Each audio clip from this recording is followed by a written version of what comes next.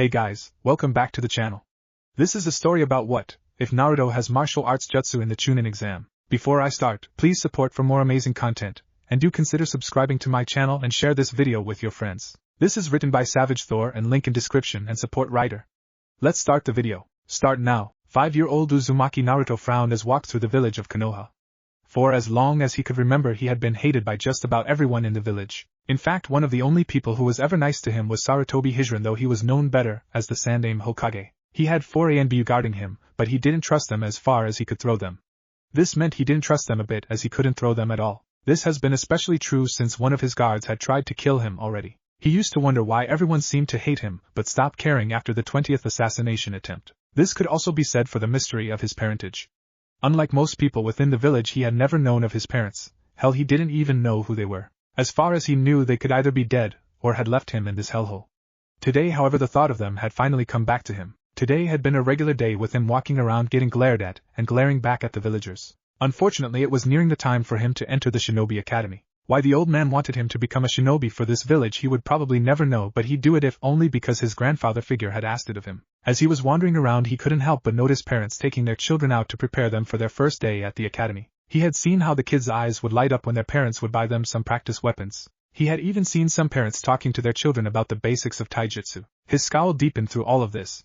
Before long, he found himself inside one of the places that had become a safe haven for him within the village, the library. You see, he was often chased around the village by people intent on hurting him or killing him. One of those times he had ended up here after closing. At the time, the librarian had still been inside and had even helped him escape the mob. If that wasn't enough, the kind woman had took it upon herself to teach the boy how to read, write, count, tell time, and occasionally did some shopping for him. She even stayed after closing every night just to help him if he needed something. Through all this, she would always volunteer with a smile and say, "It's the least I could do for my little hero." He had long since given up understanding what that meant. All in all, he would always say Haruno Miho was the kindest woman in the world. Shaking himself from his thoughts, he walked up the steps, and after making sure no one was watching him, which no one ever did, he entered the building, locking the door behind him. Walking inside, he was surprised to find the place empty. Walking up to his usual seat, he saw a note addressed to him from Miho, basically stating she had to leave early for something concerning her niece, and that he could borrow whatever he needed and let her know what he took tomorrow. After reading the note, he sat in his regular seat, finding his usual book already there waiting for him. A year ago, Miho had told him the story of how Yondaime defeated the demon fox, and he'd been enraptured by the man ever since. After a while, they happened across this journal that just happened to have belonged to the late Yondaime, and had been reading it together. Naruto had been awed by the man who was so much like him. The Yondaime, he discovered, had been an orphan himself, and had never known who his parents were. He had eventually created his own surname, dubbing himself as Kazama Erasure. The journal went on to describe the life of the infamous Yellow Flash up until the point of the Kyuubi attack. Even through all that, he had never once come across anything jutsu-related, though it was still an interesting read. Miho had actually let him have this as it wasn't part of the library's collection. He simply kept it here since he didn't want the bastards at the orphanage to take it from him. After about 30 minutes of reading, in which he found out about the Yondaime's wife's pregnancy, the journal ended. Unfortunately, it never mentioned the name of the man's wife. After a few moments to absorb the information, he nodded to himself before getting to his feet. Yondaime had come from the bottom and went straight to the top on his own, and he would do the same. With that in mind, he got to work grabbing some scrolls from the shelves. The first thing he did was grab a scroll giving an in-depth explanation of chakra and its uses. The next he grabbed was one explaining a few chakra control exercises. Next he grabbed scrolls explaining the basics of genjutsu, ninjutsu, and taijutsu.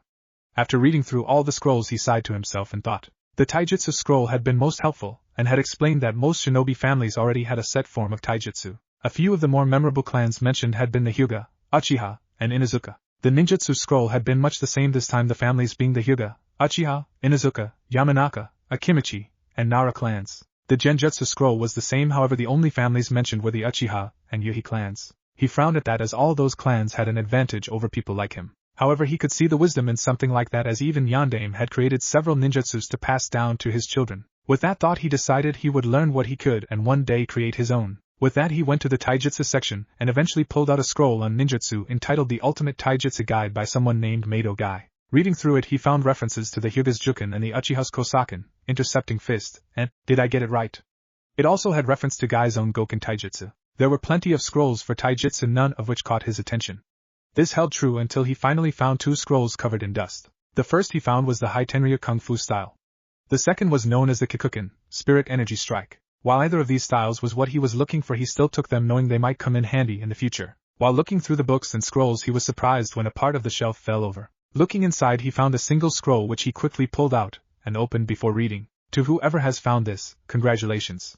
I say this because within this very scroll is sealed yet another scroll. In this scroll is what was once called the strongest martial art style in the world, an unnamed Ansatsuken. I say unnamed because the name has long since been forgotten. Hell, it isn't even on the scroll. You may be wondering why I would put such a thing in a library of all places, even if it is a shinobi library. Most people probably would have put it in the scroll room in the Hokage Tower. However, if there is one thing I learned in my life, it was that there is no better place to hide something than in the open. So when Naidame-sama gave this to me for safekeeping, I knew exactly where to put it. I must also inform you that no one else even knows of the scroll's existence, and the style has since been declared as a lost art. I must also tell you that in order to fully master this style, there are several things that are needed. One of which is you must be the true successor of the Will of Fire, or you will find yourself falling down a dark path. Unfortunately for you, I have no knowledge of what else you need to know to master the style. Hell, you can't even open the damn scroll unless you meet that first requirement. Regardless, if you can't open the scroll, please put it back so that the next person may try. If you can open the scroll, then I wish you luck in learning of what it contains, and I also must ask you to not share the secrets within unless absolutely necessary. Well, that's all for I can say, as we're in the middle of a war right now. Signed, Sarutobi Hijirin, Sandaime Hokage. Naruto was in awe by the end of the scroll. Hesitantly he followed the directions and pierced his thumb enough to draw blood before swiping it across the kanji on the scroll. The scroll glowed for a moment before there was a puff of smoke which cleared to show a scroll that stood taller than Naruto himself. The young boy grinned seeing this before putting the big scroll back into the small scroll and moving on to the next section. The next section was ninjutsu, where he found a scroll detailing it written by Sandaime himself that he placed within the bag along with one on genjutsu. After looking around a bit more, one final scroll caught his eye, this one on energy manipulation, which was quite old if the dust on it was any indication. Before he left, he also grabbed a scroll on basic sealing and hand seals. He knew that since no one would teach him, he'd have to teach himself this scroll. However, he grabbed after remembering Yondaime talking about weight seals. Looking at the time, he saw it was already 9 o'clock and felt his eyes go wide. The library closed at 5, which meant he'd been here for 4 hours already. Seeing this, he grabbed the bag provided by Miho and left for home. Along the way, he silently praised the old man for getting him his own apartment, knowing the bastards at the orphanage would have locked him out. Once he reached his small apartment, he quickly went about storing the scrolls for tomorrow. As he was doing this, he was surprised to find several sets of practice kunai and shuriken as well an outfit. He smiled at that before putting them away, undressing and climbing into bed. The next day found Naruto reading through the scrolls over a bowl of ramen. He had 2 weeks until he started the academy, so he figured he would learn as much as he could until then. As he read what he now called the Scroll of Lost Arts, he felt his eyes widen until they nearly popped out of his head. Apparently this style had been so dangerous that they had to make a variant of it that didn't kill on contact. Even still, with as many people that tried to kill him on a daily basis, he knew he'd have to learn both just in case. Aside from that, he was trying to become a shinobi, which would mean he'd have to kill eventually. With that thought in mind, he quickly resealed the scroll and pocketed it before heading out the door. Looking outside, he couldn't help but feel that things in his life would definitely change one day. Start now. Uzumaki Naruto was tired. It had been a week since he'd stumbled across the scroll in the library. Since that time, he had taken to training his body in preparation to learn the lost arts. He had discovered that he had neither the speed nor strength needed to use the style properly. The day he discovered this problem, he had talked it over with Sandaime. He had, however, left out the fact that he had found the scroll wanting to surprise his surrogate grandfather. After hearing the boy's problems, he had shown Naruto to a private training ground behind the Hokage monument. He had done this because said boy had mentioned that he wanted to come up with a style for his family, and was worried that the red-eyed bastards would steal it. When asked how he heard of something like that, he merely responded he'd heard some shinobi talking about red-eyed bastards stealing techniques. While showing him to the training grounds, the old man had showed him to a certain shinobi store that he himself uses. The man running the shop had happily supplied them with some weights to help build up his speed and strength. As such, he now had weights on his wrist, ankles and torso. The ankle and wrist weights weighed like 5 pounds, with the torso weighing 20. The man running the shop even said he'd upgrade his weights whenever he needed for free, as long as he bought all of his shinobi gear at his store, to which the blonde had readily agreed. After this, Sandaime had gotten the boy 2 training GIs, one white and one red. Both came with a black belt to hold up the pants. After that, they finally made it to the training grounds. After walking behind the monument through the forest, he came to a small slab of rock. After a few quick seals and placing his hand upon the wall, the slab slid over, exposing a hallway. Going through the hallway, the blonde noticed that torches lit up every time they got near a dark place. Soon they came to a stairwell to which they had needed to climb up. This had definitely been the hardest part for the boy, as there was at least 20 flights of stairs and he'd been wearing his weights the whole time. Once they reached the top, however, he saw the place was perfect for training. On one side of the grounds was a waterfall connected to a lake. Another part was nothing but rocky ground, perfect for Doton-related jutsus. The rest was fielded with 3 training posts as well as 3 training dummies sitting around. He had learned then that the place was the Hokage's private training area, however it hadn't been used since the Yondaime, since Sarutobi had yet to beat the menace known as paperwork. If this wasn't good enough, Sandaime had taken it upon himself to move him from his small apartment to a condo on near the monument. He had even had his useful things moved there by one of his more trusted jounins, someone named Ibiki. Whatever wasn't found useful was left there or burned. Either way he didn't care. Thankfully they had gotten those ugly orange jumpsuits that the people at the orphanage had forced upon him last year. Sandaime had supplied his condo with everything needed. He even had genin teams delivering groceries to his apartment, and finally found a useful purpose for D-ranked missions. The only people who knew he lived there were Sandaime, Miho and Ibiki. After informing the blonde of this, Sandaime wished the boy luck with his training and left him to his own devices. This is how we currently find the young blonde. He was currently in the training grounds he usually called heaven on earth, his red GI dripping with sweat as he tried to finish his 20th push-up. This was a good number in his opinion, as he only started doing these exercises this week. At first he had barely been able to do 5 without collapsing, and now he could do 20, and had yet to remove his weights. Along with these exercises he would do as many sit-ups as possible and run around the training grounds 5 times. He would also swim in the lake doing 10 laps from side to side. After a 30-minute break he would practice with his weapons. Next he would be basic taijutsu practice. 20 punches and kicks for each limb, though he added more each day. After this he would head home for lunch and a shower. Once finished he'd simply put on a pair of shorts and lounge around reading one of the books Miho and brought for him. He would usually read 1 chapter for each book. The first he would read was a book on weapon efficiency, followed by one on the anatomy. Next would be on shinobi life in general, and last he'd read up on what he was expected to know when he attended the academy. By time he'd finished this, Miho would be coming in the door with food. After they ate she'd teach him something else before letting him know what he'd need to read the next day and leaving. Once she'd left he'd crawl into bed and pass out, then he'd get up the next day and do it all over again. Shaking himself from his thoughts, the boy stood to his feet before heading for home. 1 week later, Naruto sighed as he walked onto the grounds of the Shinobi Academy. He had just gotten here and already people were glaring at him, or pulling their kids away. He scowled at that before stalking off to his assigned classroom.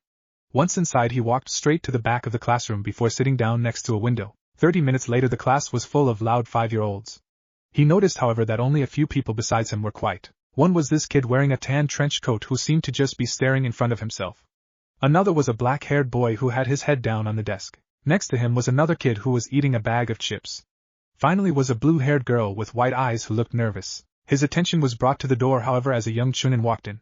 The chunin in question had brown hair pulled into a ponytail and a scar running across his nose. As the scarred chunin walked in he looked around the class and froze as his eyes landed on the young blonde. His eyes narrowed on him, and he watched as the boy's eyes turned hard as diamonds, the gentle look he had previously disappearing. Snapping himself from his staring, the man continued to look around the class. He was not surprised when he saw the heirs to Konoha's most renowned clans in the room. He had also known beforehand that Naruto would be in the class, but he had heard rumors saying that the child was dead, so he was surprised seeing him. Shaking himself from his thoughts he addressed his class. Hello everyone and welcome to Konoha's Shinobi Academy. My name is Yumino Irika. You however shall refer to me as Irika-sensei, okay? Hi Irika-sensei. Came the response from majority of the class, though he got a few nods instead. Alright everyone, you should know that you will be attending this academy for the next 7 years, which means you will be 12 years old when you graduate. He paused to let the children absorb that bit before starting up again. I will be your teacher from now until the time the class graduates. For the first 3 years this place will act as a regular school. This means you will learn math, how to read, write, science, and basic taijutsu and weapons handling among other things. After this time those who do not wish to become shinobi shall be leaving the school and continue their education at a regular school in one of the nearby villages. He paused once more here to let them absorb that information before continuing. Those who continue here will be learning all shinobi-related material. We will then begin advanced weapons handling, taijutsu, genjutsu and ninjutsu training. Along with this we will start working on you harnessing and controlling your chakra. He stopped here as a hand was raised. Looking at the source he saw it was Naruto, and for a second thought about ignoring it but thought better against it, and allowed him to speak. Ano-sensei, wouldn't it be better to work on harnessing our chakra earlier so that we would have better control of it later? Asked the blonde, speaking just loud enough to be heard. That's a good question, but the answer is no. Spoke Irika, honestly impressed with the boy's question. Seeing the questioning look on the boy's face he decided to explain. We don't start working with chakra earlier because it has been found that chakra coils don't finish developing until 8 years after you are born. If you tried it any earlier then you could damage your coils beyond repair and lose the ability to use chakra forever. Explained Irika, making the boy pale and nod rapidly, silently vowing not to mess with it until then. Irika noticed that several other people had the same reaction, and all of them came from shinobi families. Alright, now for roll call. When I call your name, either raise your hand or say here Abdurrahim Shino, spoke Irika before he launched into role in the beginning of his career as a teacher. 7 years later, Naruto sighed as he looked up at the clouds from the roof of the academy. It was currently lunchtime and like always he came here for lunch. He often tried to avoid other people, mainly to avoid conflicts, since people seemed to always want to pick on him, and most teachers would just look away. Throughout the years would-be bullies had come and gone, mostly going to see the nurse for broken bones. Originally he had simply ignored these would-be bullies and went on his way, or he avoided them completely. After he turned 7 though, they weren't having it, and had started trying to jump on him. The first time he left with a black eye, broken nose and one hell of a stomachache. This is mainly because he had thought that the teachers would help, to which he was proved wrong. Miho, upon hearing this, had simply told him to fight back and not let people walk over him. She had also told him not to try and seek out problems as well. The next time these would-be bullies tried, they were the ones to leave busted up. In front of the entire school and teachers he had made an example out of them. He had shown that compared to them he had superior speed, strength, and knowledge of the academy's basic taijutsu. At the time it was amazing what training hard for 2 years had done for him. After that the older students had started trying. Apparently they had got tired of just picking on his friend Lee, and had tried to come after him. He had met Lee a week after he had started the academy. The black-haired boy had been trying to draw out his chakra at the time. Naruto, upon seeing this, had stopped him, and informed him why they didn't want them doing that. Since then the two had been friends. Naruto had even given the boy the scroll containing the Haitenryu Kung Fu style. They would later come to find out that Lee suffered from a disease that wouldn't let him harness his chakra. Since then the boy had become determined to prove he could become a great shinobi with just taijutsu. In fact, the boy had even started training under a jounin, the same one who was now the boy's jounin instructor. Anyway, he guessed the bullies got tired of messing with Lee since they couldn't jump on him without worrying if the teachers would come after them. As such they came after him. Naruto himself had simply smiled as he'd wanted Lee to beat these jerks up a while ago, and shut them up. Once again 2 bullies fell to Naruto's fist in front of the students and teachers sending, and were then told to leave his friends alone or they would have another little chat. Another 2 had fallen when Naruto found them picking on a couple of girls from his class. It had only angered him more when he saw one of the girls was Sakura, as Miho had shown him a picture of her before. Putting them down had gotten him a lot of respect from the females around the school after he said guys should never hit girls unless they were sparring while simultaneously knocking them around. The girls Sakura had been with had been introduced as Ino and Hinata. Hinata, however, was the only one who he really talked to now. He had found out that Hinata's mother had died during the birth of her little sister. After this had happened, her father had all but abandoned her in favor of her little sister, and never even spoke to her now without saying something negative towards her. This, however, had only been the tip of the proverbial iceberg.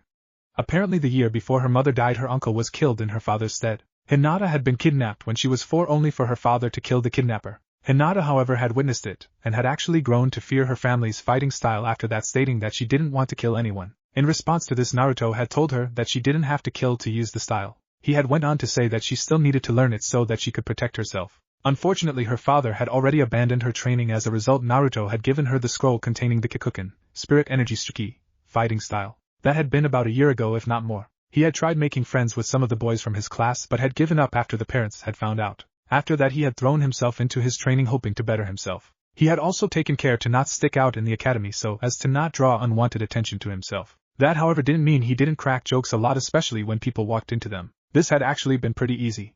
When given tests, he would only answer half the questions and leave the others blank. The thing was, he only answered the harder questions to let people know he wasn't stupid, and he just didn't care. While he had mastered the basics of the academy taijutsu style, he didn't show it, as he always used the simplest things to deal with bullies. In fact, people originally thought he was simply strong and fast. He found he had the largest chakra amount in the academy's history. Hell, he had more than most jounins could boast to, according to Sandaime. As a result, however, he had horrible control, something he'd been trying to fix furiously. He was absolutely horrible at genjutsu, though that could tie into his chakra control. He was one of the best in class in terms of ninjutsu, however. His usage of kawarimi no jutsu was the quickest in the class. His usage of the Noanuk no jutsu, rope escape technique, was also above average. Henge was a godsend for him, and had become his most used jutsu as it allowed him to go shopping without getting glared at. He absolutely hated Bunshin no jutsu, however. No matter what he tried to do, he would always produce sickly-looking clones, even if he tried to make it a large amount of clones. If that wasn't bad enough, knowing his luck, they'd make that the jutsu for the genin exam. Over the years his appearance had also changed. He now wore dark blue shinobi pants with bandages wrapped from the bottom to his sandals. He also wore a sleeveless blue shirt over a sleeveless black spandex shirt. On his wrist were 2 black wristbands that doubled as chakra weights. His hair was probably the only thing that stayed the same, short and spiky. On his left wrist was a bracelet made from prayer beads. He was broken from his thoughts by the sound of a bell ringing.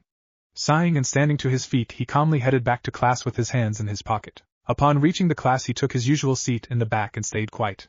The class quickly filled up, though it was noticeably smaller than when he first started. This was due to a combination of parents withdrawing their children due to his presence, or students not being able to cut it as a shinobi. Not long later Irika came in. Irika had also changed a bit, mostly Haven grown taller though.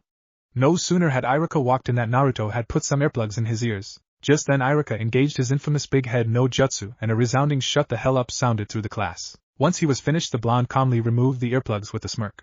Alright class, now we'll begin the ninjutsu portion of the genin exam, which will be the final portion. The jutsus needed to pass are kawarini, henge, and bunshin no jutsu, spoke the scarred chunin. He inwardly winced at that last one.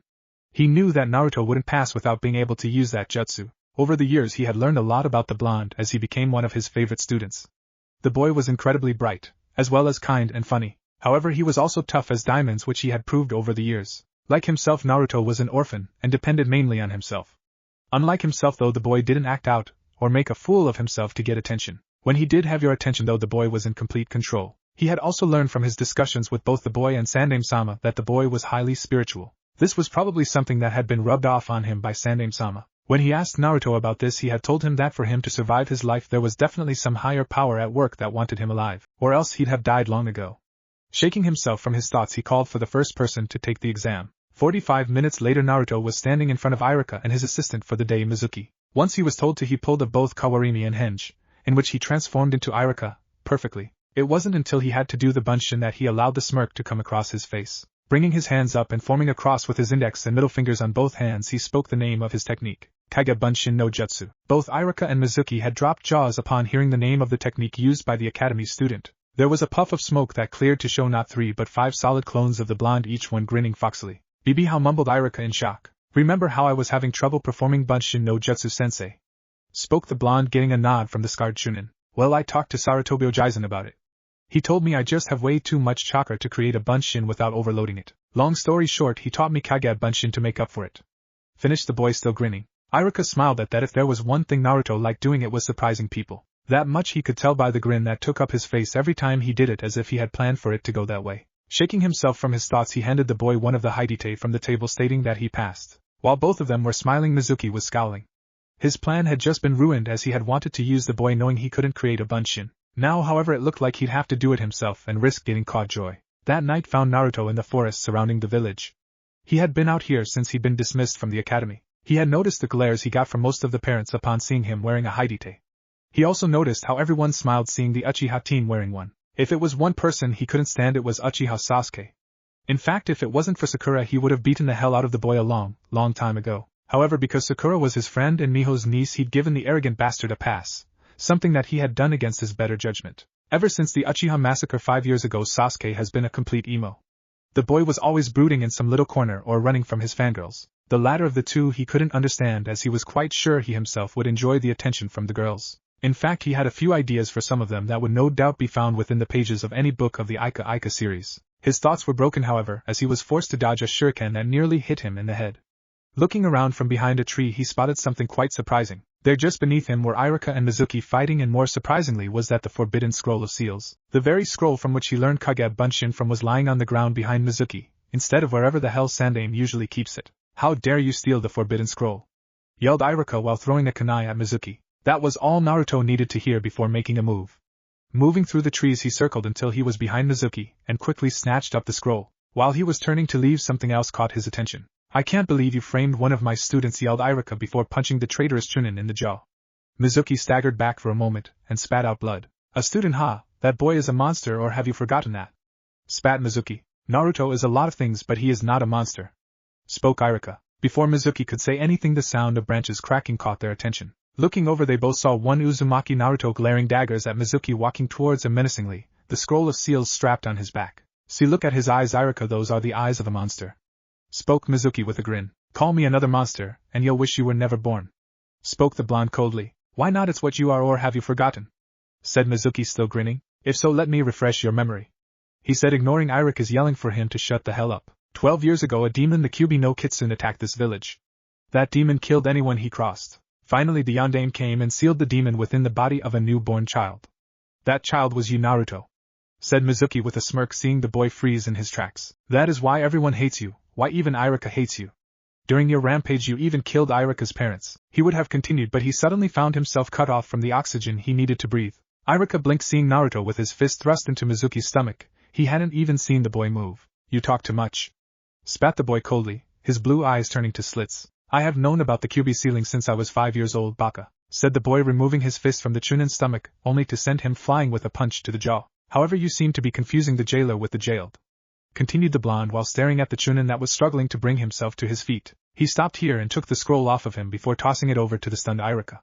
Catching the scroll, Irika was shocked to see Mizuki cough up blood. Knowing Sarutobi Ojizen, he's probably watching this, and has already sent the ANBU this way. Not only that, but with me being out here this long, my own ANBU guard should be on the way, as I never stay out this late," said the blonde before turning back to Mizuki, who was now standing wide-eyed in fear. "Since that's the case, I should hurry up and kick your ass before they get here and beat me to it," finished the blonde. Mizuki hearing this charged for the blonde but was not prepared for the boy to suddenly disappear. The only warning he got before the pain came was a cry of Shoryuken, rising dragon punch, before he felt the fist of the massive uppercut to the chest. Hokage Tower. Sarutobi was indeed watching using the standard crystal ball given to every Kage upon gaining the office.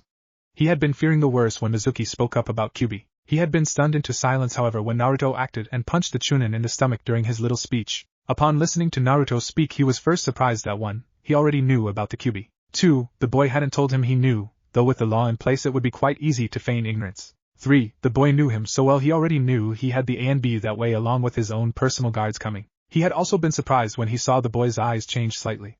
More surprising was that the fox wasn't influencing the boy at all. The kicker though was the uppercut delivered to Mizuki's chin. Damn, that has got to hurt. If I didn't know better, I'd think that was Kushina that hit him, thought Sarutobi with a shudder. Minato-kun, you would definitely be pleased with Naruto-kun if you were here now, thought Sarutobi with a smile. Start now. It was a bright day in Konoha.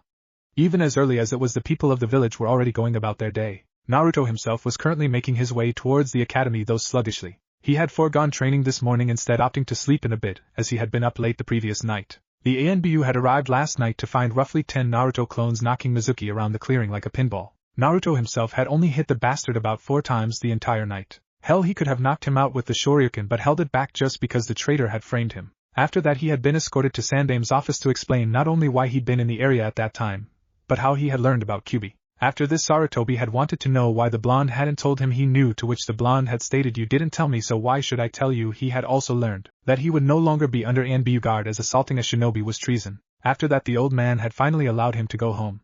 It was during this time that Irika had chosen to speak up, thanking him for the help with Mizuki. More importantly, in his mind, the man had acknowledged him as his own person and not the Kyubi. Once that was done, they had gone their separate ways, Naruto shadowed by an ANBU guard just to make sure he got home. This leads us to where he was now half asleep walking towards the academy. It was only when his sleep-clouded mind registered the scent of Ichiraku's ramen that the boy stopped looking so much like the Walking Dead. 20 minutes later he emerged from the stand officially awake, and continued towards his destination by rooftop. Hokage Tower. In the center of the Hokage Tower, in a room that is usually reserved for meetings with the council, sat 8 jounins of Konohagakure no Sato. Along with them sat the clan heads for the Hyuga, Yamanaka, Inuzuka, Nara, Akimichi, and Abdurrahim clans. As if that wasn't enough, then along with them stood 4 ANBU members, each having served as the personal guards of the newly instated genin Uzumaki Naruto. The reason for their presence was a simple one. Should the chosen sensei of Naruto's team hold a grudge against him because of the Kyubi, one of the members would be chosen as the team's jounin sensei. The favorite for this position was the current captain of the team. In the center of them all sat the Sandame Hokage, Sarutobi Hijirin. He himself was lost in thought concerning a certain blonde. He was not so ignorant to not be aware of what Naruto had been doing for the past 7 years. In fact, he had known from the very first night that Naruto had taken possession of the Scroll of Lost Arts. That, however, was not what was worrying the old Kage. In fact, it was Naruto's behavior last night that had shocked him. Naruto had always been a cheerful person, despite the fact that he had very little to be cheerful for. He was also a very serious and quiet person when not around those he knew and trusted. It was for this reason that his ANBU guard hadn't changed since the boy was 4 years old. After the assassination attempt by a former guard, the blonde had been very weary of people he didn't know. When he had changed the team guarding him, he had personally introduced the boy to the new team and personally vouched for them. From that time, the only time they weren't watching him was when the boy went to train. If it was that time, the guard would wait near the path he would take from the Hokage training ground. He did it this way for the simple fact that no one but himself or Naruto could enter those grounds now, lest they set off several alarms whilst simultaneously summoning a team of ANBU. So it was no surprise that he knew of every incident in the blonde's life. His thoughts on the matter were interrupted when there was a puff of smoke within the room. Once the smoke cleared, everyone was greeted to the sight of one very late jounin sitting in his seat. Well, now that Kakashi has finally graced us with his presence, we can finally begin the meeting. Even if we're starting an hour late, said Sarutobi, his sarcastic voice turning to one of slight anger. Now, normally I wouldn't summon the clan heads just for team assignments.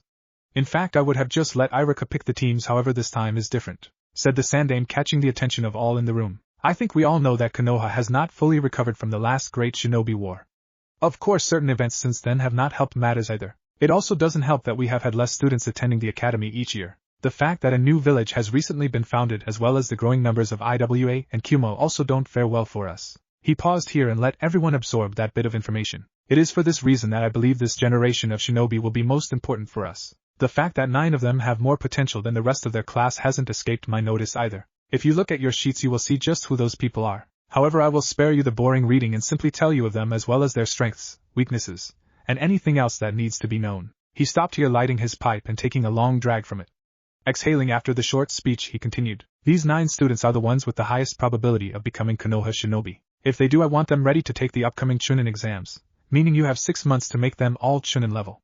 So this is how the teams will be. Academy. Iruka looked upon the newly instated genin for what could be the last time for many of them. Pride shined in his eyes for those that he just knew would become certified genin by the end of the week. He had just given the speech that he had written just for this very occasion. After one last look around the room and seeing the smiling faces of his students, he glanced down at his clipboard. He had just gotten the team assignments an hour ago from Sandame-sama by way of a genin team.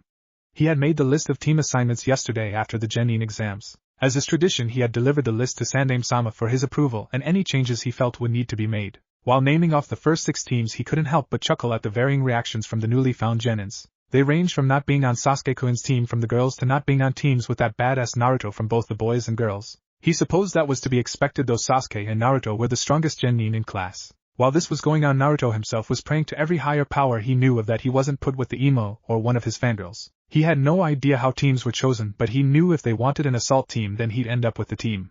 He ignored Kyubi's sadistic laughter at his situation. Team 7 Inuzuka Kiba, Hirono Sakura, and Uchiha Sasuke, your jounin instructor is Hitaki Kakashi, spoke Iruka, breaking the blonde from his thoughts, and thanking everyone that heard and answered his prayers. Council Chambers. Inuzuka Kiba is loud, brash, and far too overconfident for his own good.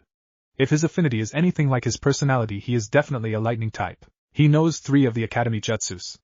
Like all Inuzukas, he is very protective of his dog. He has no genjutsu to speak of but is proficient in his clan's ninjutsu and taijutsu. Next is Hirono Sakura.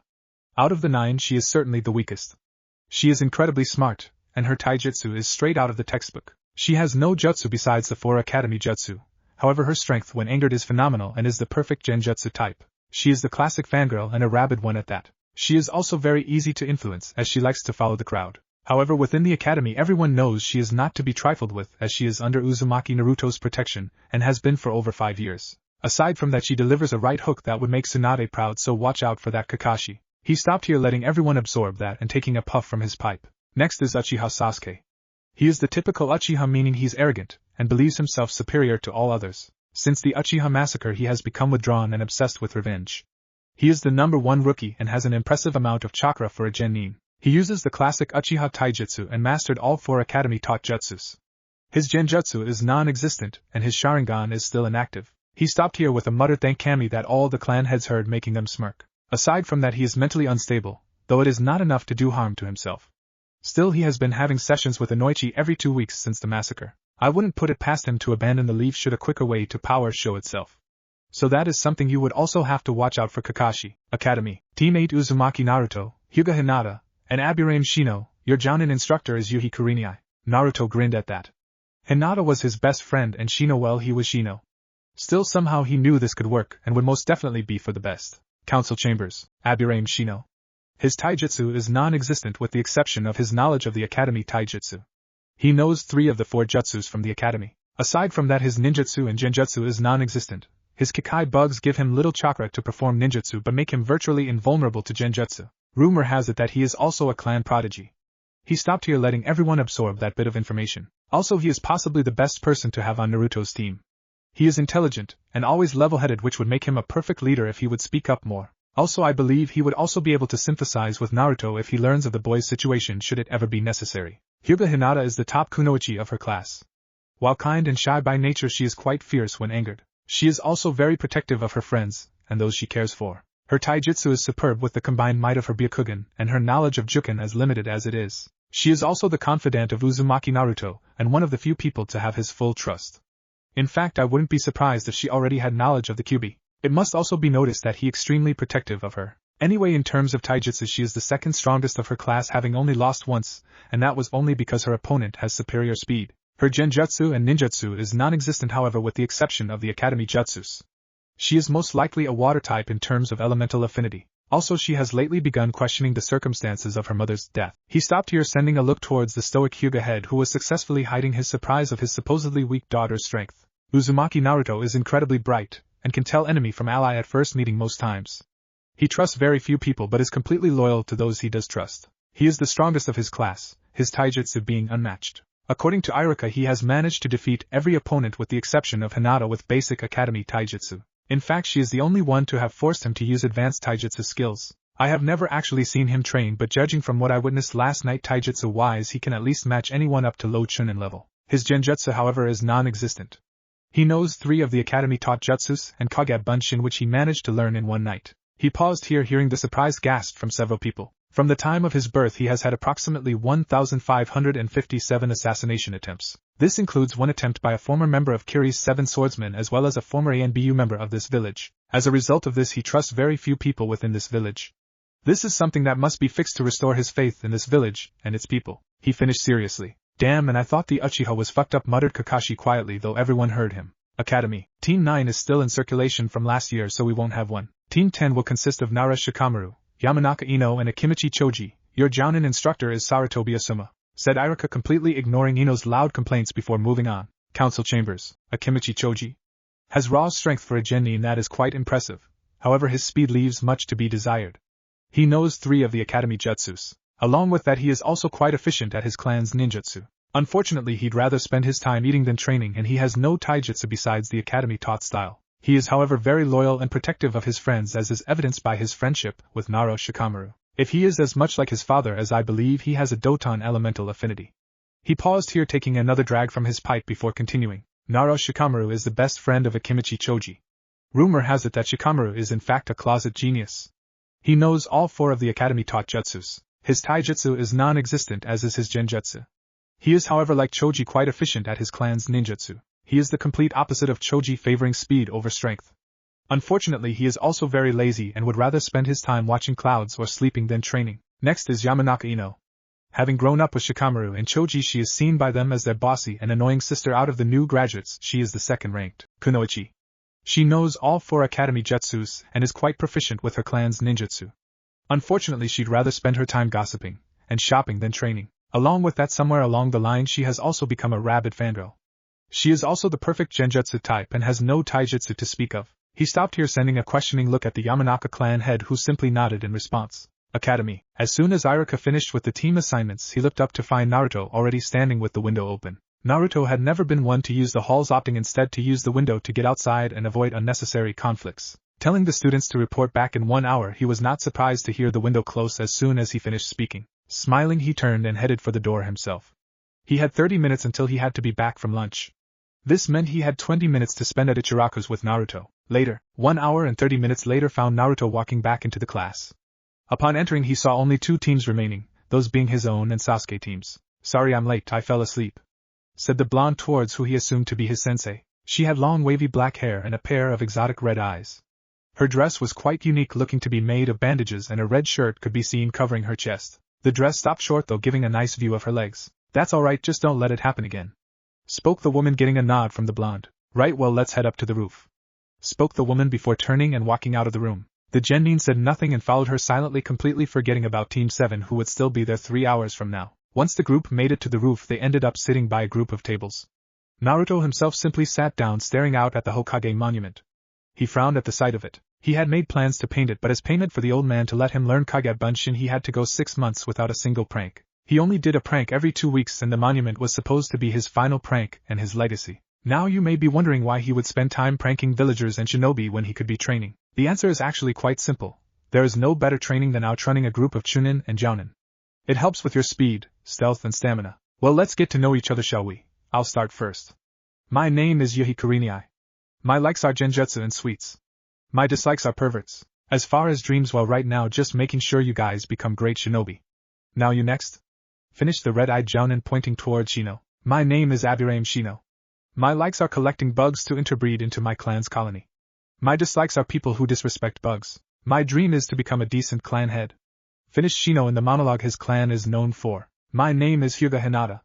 My likes are my friends, pressing flowers, and making medical creams. I have a few dislikes though they'll have to remain nameless. My dream. She stopped here and blushed while sneaking a glance towards Naruto, who at the moment was staring out at the monument. Your turn, Blondie, said Kurenai, breaking the boy from his thoughts.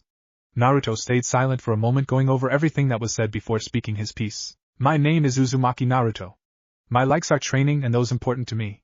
My dislikes are idiotic bastards that judge people before they get to know them. Other than that, I hate assassins, the council, and foxes. My dream is to find a reason for my existence. Finished the blonde quietly. Right, well that's all for today. Meet me at training ground 8 and 7 tomorrow morning for your exam. Just so you know, only 9 of the 27 graduates actually become genin, everyone else goes back to the academy. You have a 66.6% chance at passing and continuing on to become actual genins. With that said, the black-haired jounin disappeared in a poof of smoke. The next morning found the 3 members of Team 8 sitting under a tree in their assigned training grounds. It was still early, but everyone could tell it would be especially hot today. Hinata herself was seriously debating whether or not to keep her jacket on. The same could be said for Shino. In fact, the only one who didn't seem affected by the heat was Naruto. That, however, was only because being Kyuubi's container gave him immunity to fire. Alright guys, we're going to play a little game. The results of the game will determine whether you pass or fail, said Kurenai, pausing to let them absorb that before continuing. So here's the deal. For the next 2 hours we'll be playing hide-seek shinobi style. All you have to do is avoid being caught, said the red-eyed jounin. Okay, what's the catch? Asked Naruto with narrowed eyes. The catch is you have to do it together. Meaning if one person is caught you all fail. Like I said, we're doing this ninja style so you can use jutsu as long as they're not destructive. The entire village is usable as a field, but you're only safe when time runs out. You have until 9 go. Start now. The sounds of smacking flesh sounded throughout the training grounds of the Hidden Leaf village. It was still very early, so much so that even the sun itself was just starting to peek over the horizon. Regardless of this, however, 2 boys could be seen pounding away at each other in training ground number 9. The first boy was garbed in only a pair of green shinobi-style pants. A pair of blue shinobi sandals covered his feet, while a Konoha Hidite acted as a belt for his pants. White bandages covered the entire length of his arms. Short black hair adorned the top of his head as sweat dripped down his forehead. The boy looked to be only about 13 years old despite the muscles covering his arms or his well-defined six-pack abs. And he looks like Fei Long in Street Fighter 2V. This boy was none other than Konoha's green beast Rock Lee, though one might never know when comparing him to his past self. Gone were the ponytail and bushy eyebrows he had donned during his early years as an academy student. In its place was one of Konoha's strongest genin. He had narrowly avoided becoming Guy's clone thanks to timely interference from Naruto. The blonde, wanting to spare everyone from another Guy, had stated that in order for Lee to be known as Rock Lee instead of Mini Guy, then he must create an image for himself. While it had worked to some extent, Guy had still managed to rub some of his quirks off on his long-time apprentice. But that's a story for another time. Across from him stood one Uzumaki Naruto. Today he had chosen a dark gray training GI. The robe was held together by a blue belt. A black spandex shirt was worn underneath his robe. He wore his prayer beads on his left wrist and his Hidite tied securely around his forehead. His GI was soaked with sweat, and he panted heavily, exhausted by today's sparring session. Naruto-kun, your flames of youth burn brightly as always, but I will still win. YOSH! Screamed Lee, making the blonde genin cringe at the volume. Immediately after this declaration, Lee shot forward. However, instead of using the signature spin kick his teammates always saw from him, the black-haired boy lashed out with a fist. Naruto, seeing it coming, blocked it as well as the 2 punches that followed behind it. Grabbing onto the other boy's wrist after the last punch, the blonde quickly tossed the black-haired boy over his shoulder. Lee quickly recovered and, nearing the ground, planted his right hand to the ground. Using it to flip himself, he sprung back up before landing on his feet. However, before either of them could charge the other, both boys saw the sun come up and groaned. So same time tomorrow? Asked Lee as he moved to grab his things. I'll let you know. Kurenai-sensei's been talking about getting us a C rank, so I don't know yet, replied Naruto, wiping the sweat from himself with a towel. Lee nodded at that before putting on the green vest he'd left sitting on top of his bag. Once done, he grabbed his things and left with a wave. Naruto smirked seeing this before heading towards home for a quick shower and then breakfast. Hyuga Estate. At the same time, Hyuga Hinata was just finishing her own morning training.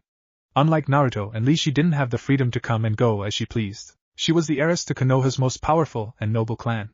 As such, she had a limited amount of movement. This was especially true since her attempted kidnapping. Luckily, no one but the guards and cook were ever up this early. Even if someone was up, however, usage of the Byakugan was forbidden within the compound unless you were in the training areas. This gave her just enough freedom for her morning workouts. She of course trained in the gardens, which were a good distance from the clan's training areas. Her training outfit consisted of red pants with flat-footed black shoes. She also wore a sleeveless red Chinese-style top with a blue sash tied around her waist. She wore blue wristbands on each wrist, and her hair, which she'd allowed to grow long, was tied back into a ponytail which stopped at her mid-back and was held together by her Hidite. Coming out of a combo of quick kicks, she spun before flipping onto her hands and spinning with her legs spread wide to her sides. Coming out of the spin, she pushed off the ground and flipped into yet another kick in mid-air before landing and settling back into her stance. Not even stopping to catch her breath, she sent out a combo of jukin strikes to her imaginary enemy. Sweat flew off her unmarred forehead as she continued to take her frustrations out on her imaginary enemy, who to her eyes resembled either Cloud Nines or the Hyuga's elder council. Finally, she ceased her barrage of attacks and glanced up at the sky. After determining the time, she headed off towards her room for a change of clothes and a shower before meeting her team. Moving quickly, she missed the visage of her shocked father, who had seen the last 15 minutes of her training. Yamanaka compound. Elsewhere, Yamanaka Ino was just finishing her own training and she was not happy. For the last 6 weeks her mother had been running her ragged. It had started just after she had had her first team meeting. Her father had come home to talk to her mother. Ino had no idea what was said, but she definitely knew that her daily early morning torture sessions were a result of the discussion. She wasn't the only one, however, as Choji had also recently started work with his family taijutsu. While she had no idea what type of style the Akimichi clan used, she knew it was something, as it was no longer uncommon for Choji to show up to the team meetings too tired to even eat his chips, though he still did it even if he did it slowly. In fact, as far as she knew, Shikamaru was the only one who wasn't doing some kind of taijutsu training with his family now. This was a shock to her, since for as long as she could remember she, Choji, and Shikamaru had always started training anything at the exact same time. Regardless of this, though, Asuma Sensei was now teaching the lazy Nara how to use trench knives, which Ino was thankful for, as it made the lazy bum do some work. Training ground number 8. Naruto arrived at his team's training ground, finding he was the last to arrive, as usual. He was always the last to arrive since he had to change into his mission clothes after his morning training. That didn't bother him, however, since Shino and Hinata were early for everything. Nodding towards his teammates, the blonde sat back against the training log and rested his eyes. Not long after that, Kurenai arrived in her usual whirl of leaves compliments of the Shunshin no Jutsu. After doing their warm-ups, which consisted of different types of stretches, teammate headed towards the tower. Along the way, Naruto ignored the cold looks given to him by the villagers. He had grown used to it over the years. Kurenai, however, was still surprised at this, knowing Naruto had put up with the glares and weak killing intent from the villagers all his life. Upon reaching the tower, the group headed straight to Mission Central.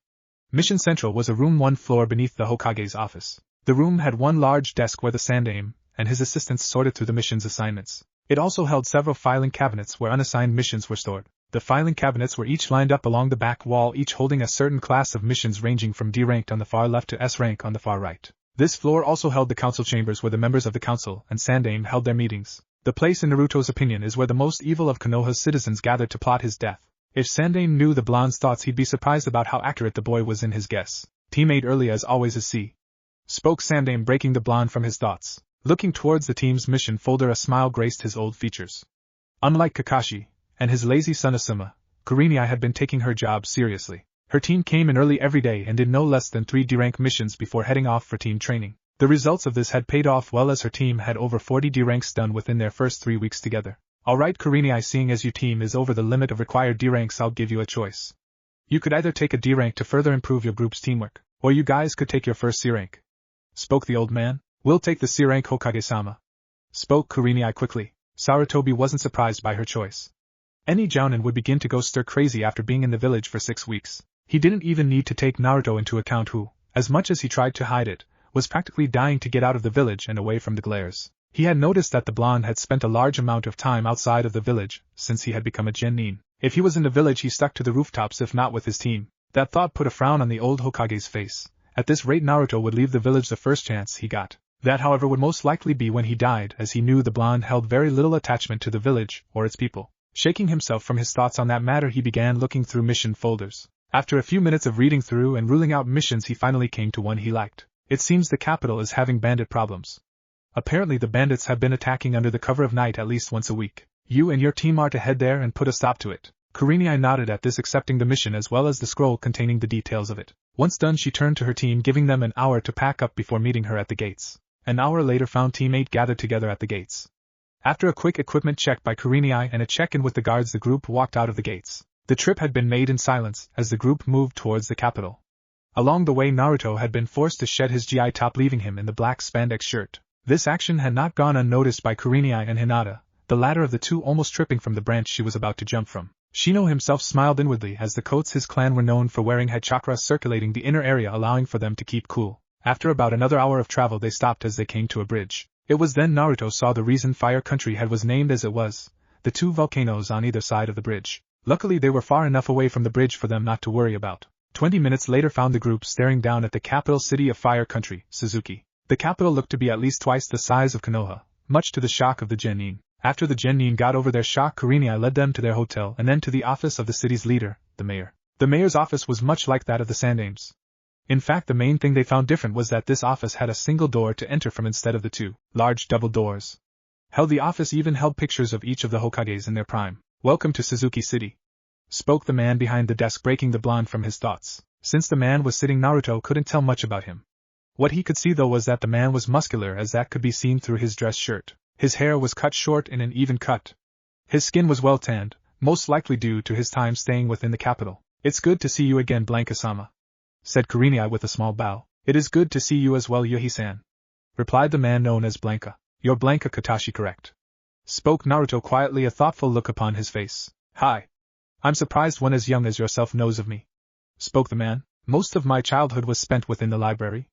"It's an honor to meet the man said to be on the same level as the yandere," said Naruto. "The honor is mine, Uzumaki Naruto-san," said Blanca, much to the blonde's shock. "Don't be surprised, I'm from Konoha after all, and I visit regularly. Sarutobi-sama speaks quite highly of you," explained the man, getting a sigh of relief from the boy. "Well, now why don't you guys go look around town while I have a word with your sensei?" said Blanca, who got a nod from Kurenai. Seeing this, the genin each gave a nod before turning and walking out of the door. Once out the door, both Shino and Hinata rounded on the blonde who answered the unasked question. That was Blanca Katashi, the yandame's teammate. Unlike Yandame, who specialized in fuinjutsu and ninjutsu, he specialized in explosives and fuinjutsu. His team was favored to become the next Sannin until they each went their separate ways, explained Naruto, getting nods from the two who filed that tidbit of information away for later. A few minutes later found Shino walking away from his teammates, leaving Naruto and Hinata alone. Hinata blushed faintly once they were left alone. While they had spent more time together, she was still the same when around her crush. "So you want to go get something to eat?" asked the blonde. Hinata went to answer when her stomach beat her to it. Blushing a deep shade of red, she buried her head into his shoulder as they walked towards the nearest restaurant. As they walked, Naruto couldn't help but notice something. That something was the lack of glares, curses, and killing intent that he usually received within the village. It was as he noticed this that he allowed a small smile to come across his face as he laced his fingers with Hinata's. Hinata herself smiled at the gesture, knowing what it meant. They were in a place where no one knew them and held any expectations of them. Right now she wasn't the Hyuga heiress and Naruto wasn't the demon spawn. Right now she was just Hinata and he was just Naruto. And right now she couldn't be happier. Well, she could, but she quickly stomped those thoughts out, along with the blush that came with them. 3 days later, Naruto sighed as he sat in his spot in the trees. He was currently a mile away from the capital on the eastern side. According to the information Kurenai Sensei had gotten, the bandits always came from the eastern side of the village, always around midnight. According to Blanca-sama, there were only 20 of them that came, but he wasn't sure who the leader was. He did however say that this leader apparently had some shinobi training, judging from the reports given. Kurenai had stated that the guy was probably just some punk who couldn't make it through the academy, as all he ever used were kunai and shuriken. It was either that or he was smart enough not to use jutsu that could link him back to his home village. It was most likely the latter of the two. Shaking himself from his thoughts, he looked up just in time to see the group of bandits coming down over the hill. He smirked at the sight, sending a single clink into his headpiece, the signal to start the first phase of their operation. Shino, who was positioned in the tree several feet behind Naruto, immediately released his bugs, hearing the sound. Naruto watched as the bugs crawled along the ground, taking positions in trees, bushes and on rocks. A smirk crossed his face at the benefits of having an Aburame on his team played across his mind. Whoever had thought up the idea of using bugs as weapons had indeed been a genius. Shaking this thought from his mind, he sent 2 consecutive clicks into the headpiece. Kurenai, who was positioned in the highest branches of her own tree, immediately ran through a series of seals. After finishing the seals, she quickly layered the subtle genjutsu on the surrounding area. Once the bandits step into it, they'd basically be traveling in circles while thinking they were getting closer to the town. This would be the only part she'd play unless things escalated beyond the control of the genin. This would also allow her to see just how much the 3 had grown under her command. She was a bit disappointed though that none of her students could use genjutsu. Shino's Kakai bugs ate up all his spare chakra. Hinata as a Hyuga used nothing but taijutsu, though she at least wanted to learn more. Finally there was Naruto, whose horrible chakra control prevented him from doing anything more than dispelling genjutsus. While his control was good for your average genin, Naruto wasn't average in the fact that his chakra level could compare to the Sandame's. As such, genjutsu was out of the question for him. She absent-mindedly sent a few clicks into her earpiece while thinking about her current situation. She sighed, idly wondering if she should find herself an apprentice. Hinata, who was perched within a tree near her teammates, silently counted the number of bandits with the usage of her Byakugan. Focusing a bit more chakra into her eyes, the girl added in the back of the group. Once she confirmed the numbers, she sent a few clicks into her earpiece before jumping to the ground. Something was wrong, that was the thought going through the mind of the bandit leader. They had been walking for a while now, and he knew they should have reached the city by now. It had grown quite not too long ago, too quiet for a forest. He bit his lip and thought enough to break skin. Almost as soon as he did, the illusion around him shimmered before breaking. His eyes widened at that, and he ducked, barely dodging the punch that was aimed at his jaw. He quickly jumped backwards, creating some distance while dispelling the genjutsu around the area. Looking around, he knew immediately this was a Konoha genin team just from the sight of the Hyuga and the Aburame. The question was, however, where was the third teammate and the jounin? His question was answered when he felt himself get kicked in the back. Naruto watched as the man flew towards a tree only to flip himself and land on his feet. He smirked when he saw the man's eyes narrow behind his mask when he saw the two thugs behind him had been knocked out. His eyes narrowed hearing the man chuckle before it turned into full-blown laughter. "Oh, this is great, they sent the QB brat," spoke the man, though his voice alone was enough to grate on the blonde's nerves. "On top of that they sent the Hyuga. I guess I could take her to Kumo and get me a nice reward." Anything further was cut off as he blocked a punch to his chest, the force of which was enough to send him skidding back. "Shouldn't you be rotting in a cell right now, Mizuki team?"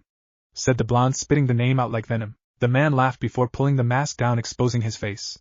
Next he pulled up the top part of the bandana he was wearing, exposing the slash leaf symbol. "I won't have to worry about that now. Once I kill you I can go back and they treat me like a hero. Of course the blame for the heirs of the Hyuga and Aburame clans would fall on you for finally showing your true colors." He barely even finished his sentence before he found himself being sent flying from a strong kick to the stomach. Naruto watched him fly before he slammed into a tree. Mizuki got up and spit a bit of blood from his mouth before looking into the slitted eyes of Konoha's resident fox boy. Quickly pulling a scroll from one of his many pockets, he quickly opened it, causing for a puff of smoke to cloud the blonde's vision. The smoke hadn't even cleared before a large shuriken came flying towards him. Seeing it coming, the blonde genin quickly stepped to the side. He looked up just in time to see Mizuki descending on him with another giant shuriken spinning in his right hand. Naruto quickly stepped to the side, catching the nuke by his shirt and upper right arm before tossing him over his shoulder. Mizuki recovered quickly, however, and flipped in the air while throwing the shuriken at the blonde. Mizuki landed on his feet and watched in satisfaction as the shuriken flew towards the blonde's face. Naruto simply watched it come at him before he snatched it out of the air and sent it right back at his former teacher. Mizuki, due to his stunned state, couldn't react before the shuriken buried itself into his stomach. It was just after this that Kurenai landed behind him. She had been a bit distracted having to help Hinata and Shino deal with the rest of the bandits that they hadn't knocked out. Even still, she had heard every word over the earpiece, as had Hinata and Shino. Even still, she was surprised at the speed it had taken for Naruto to dispatch a chunin. Naruto himself wasn't surprised at all. Lee was far stronger than the dead nuke, even if he couldn't use ninjutsu or genjutsu. "Naruto, you know Kurenai started only to be cut off by her student." "It's okay, Sensei, this isn't the first time I've killed someone. The way I see it, if I hadn't killed him he could have become a threat to not only myself but you guys as well, though he probably would have only been an annoyance to you," stated the blonde, getting a worried nod from Kurenai. Still, the rookie jounin couldn't help but wonder and worry about things when it came down to her blonde student. Not for the first time she found herself cursing the villagers for what they'd done to the boy before her. She also couldn't help from wishing she could have helped him when he was younger. Demon vessel or not, no one deserves to go through the things that he'd been through in his short life. She silently vowed to herself to make it up to the boy before her. In a small clearing within the forest surrounding Konoha Uzumaki, Naruto could be found panting in exhaustion. Several of the trees around him had slashes in them, showing the results of his training. Almost as soon as they had returned from the capital, Kurenai had upped the training of the entire team. The first thing she had done was teach the trio the tree climbing exercise. After this, she had increased the time they spent training. Individually, however, she had sent Hinata and Shino to learn their family techniques. Since then, Shino's father had been training him personally in his family techniques. Hinata, on the other hand, couldn't do this due to the fact that her father had already abandoned her training, though she said she'd be fine. Naruto, however, was different. Seeing as the blonde had no family, he had started to spend more time around Kurenai. As such, Kurenai had taught him how to tell if he was caught within a genjutsu, and several different ways to cancel them. Other than that, the blonde spent his time either training alone or sparring with Lee. Aside from this, the group's teamwork had grown greatly. After the confrontation with Mizuki, Shino had approached Naruto about the things that he'd heard that day. True to Sandame's beliefs, Shino had indeed been sympathetic with the blonde, as he himself was in a similar situation. After all, people tended to stay away from Aburames due to the fact that they shared their bodies with bugs. Hinata, however, had needed no words to convey her feelings, instead giving the blonde a hug and kiss on the cheek. Hinata had known of the QB for years since, mainly due to the fact that people tended to speak their minds when they thought no one was around. Of course, she had never told the blonde that she knew and had instead pretended no to know. Looking up towards the sky, the blonde frowned at the position of the sun. He was never that good with telling time by the position of the sun. Still, he knew it was around 12 o'clock. As such, he picked himself off the ground and headed off to get something to eat. Each of the members of Team 8 had a certain food that they craved above all others. For Kurenai it was sushi, Hinata cinnamon buns, Shino spicy foods, and for Naruto it was ramen. As such, he found himself walking the familiar path towards Ichiraku's ramen stand.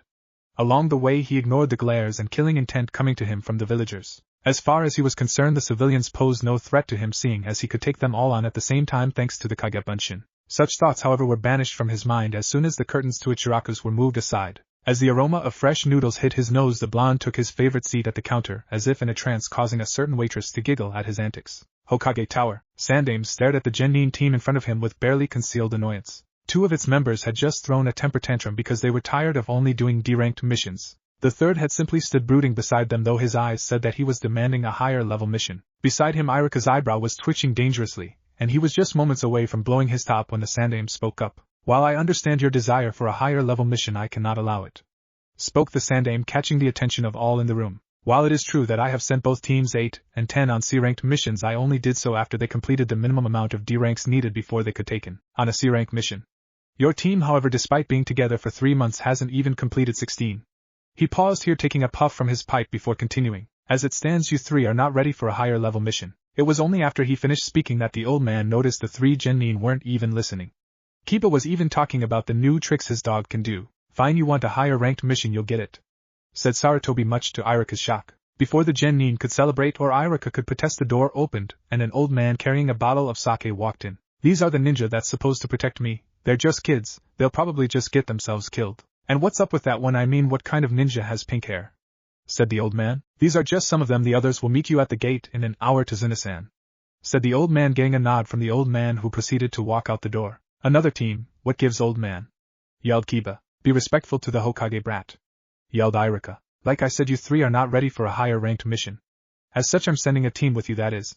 With that, the Hokage dismissed them, ending the conversation. An hour later found Tazuna and the members of Team 7, including Kakashi, at the gate waiting to see who the team would be. They were each surprised when Shino stepped out of the shadows on the side of them and leaned against the gates. 2 minutes later, Shino looked up from the wall just in time to see Naruto and Hinata, wearing her canon outfit, land down in front of him. "You're late," spoke the bug user in his usual monotone. "Sorry, Odo-san held me up," said Hinata, getting a nod from the bug user. Not a second later, Kurenai appeared in a whirl of leaves. "So Kurenai-sensei, what's last-minute mission I heard about?" asked Naruto. "Escort and guard duty. Apparently Hokage-sama allowed a team to go on a C-rank when they weren't ready.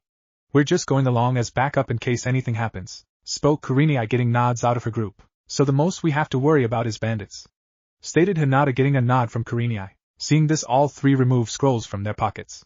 Once done, they quickly swiped blood onto a part of the scroll, causing a few puffs of smoke. When it cleared, each of them had one kunai and shuriken holster each, along with several explosive tags and ninja wire. Tazuna, who was leaning on the wall, couldn't help but be impressed with this group, even if they were still too young for his liking. Kakashi was also impressed, seeing as most genin had no idea how to seal away weapons.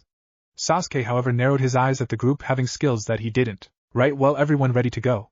asked Kakashi, getting nods from his group. Team 8 looked at Team 7 before Naruto shrugged and walked out the gates with his teammates close behind him. As they walked, Sakura fired questions repeatedly towards Tazuna and Kakashi until Naruto had finally stopped her. "Sakura, calm down and think for a second. You're asking questions that you already know the answers to," said the blonde, making the pink-haired girl blink before her eyes went wide in realization and a sheepish look took over her features. Kakashi, whose nose was buried into an Ika Paradise book, couldn't help but be grateful for the silence, while Sasuke simply smirked since the fangirl had stopped talking. An hour later, and Naruto was barely resisting the urge to take out his own copy of the infamous Orange Book. In fact, the only thing stopping him was Kurenai's presence, and the knowledge that the Jounin hated perverts of any type with a passion. Naruto, however, only read the book because of the story. Still, it was too risky with Kurenai. Hinata he wasn't worried about, since she read them as well. Hell, they even read them together. Normally this wouldn't be done unless they were a couple, but seeing as how they were an all but title, they let it pass. At the moment, Hinata was just content in the knowledge that she had him, and that was all that mattered. The next day, things had progressed much the same way as it had the previous day. The only exception was that the group made its way to Wave without Sakura's bombardment of questions. Instead, she had chosen to stick by Hinata in hopes of starting off a conversation. She was surprised with how easy it was to talk to the girl who hardly talked to anyone in the academy. Naruto himself walked next to Shino in a companionable silence as he took in the scenery. As he did this, he couldn't help but chuckle as something on the road caught his attention. Shino, hearing the sound, rose an eyebrow, to which Naruto tilted his head forward in response. Shino shrugged his shoulders once he saw what had caught his teammates' attention, a puddle on the side of the road. Kakashi, who was walking at the rear of the group, couldn't help but be impressed with the members of Team 8, as each of them had noticed something out of place, unlike his own students. Even Hinata, who was still talking with Sakura, had seen it, though she pretended she didn't. Almost as soon as they passed the seemingly harmless puddle, 2 people emerged from it wearing clawed gauntlets that had a chain connecting them to each other. Moving quickly, they made quick work of Kakashi, wrapping him up within the chain and pulling. Blood and guts sprayed through the air as the blades around the chain sliced through the masked shinobi. "One done," spoke the duo in unison as they sped towards their next target, Kurenai.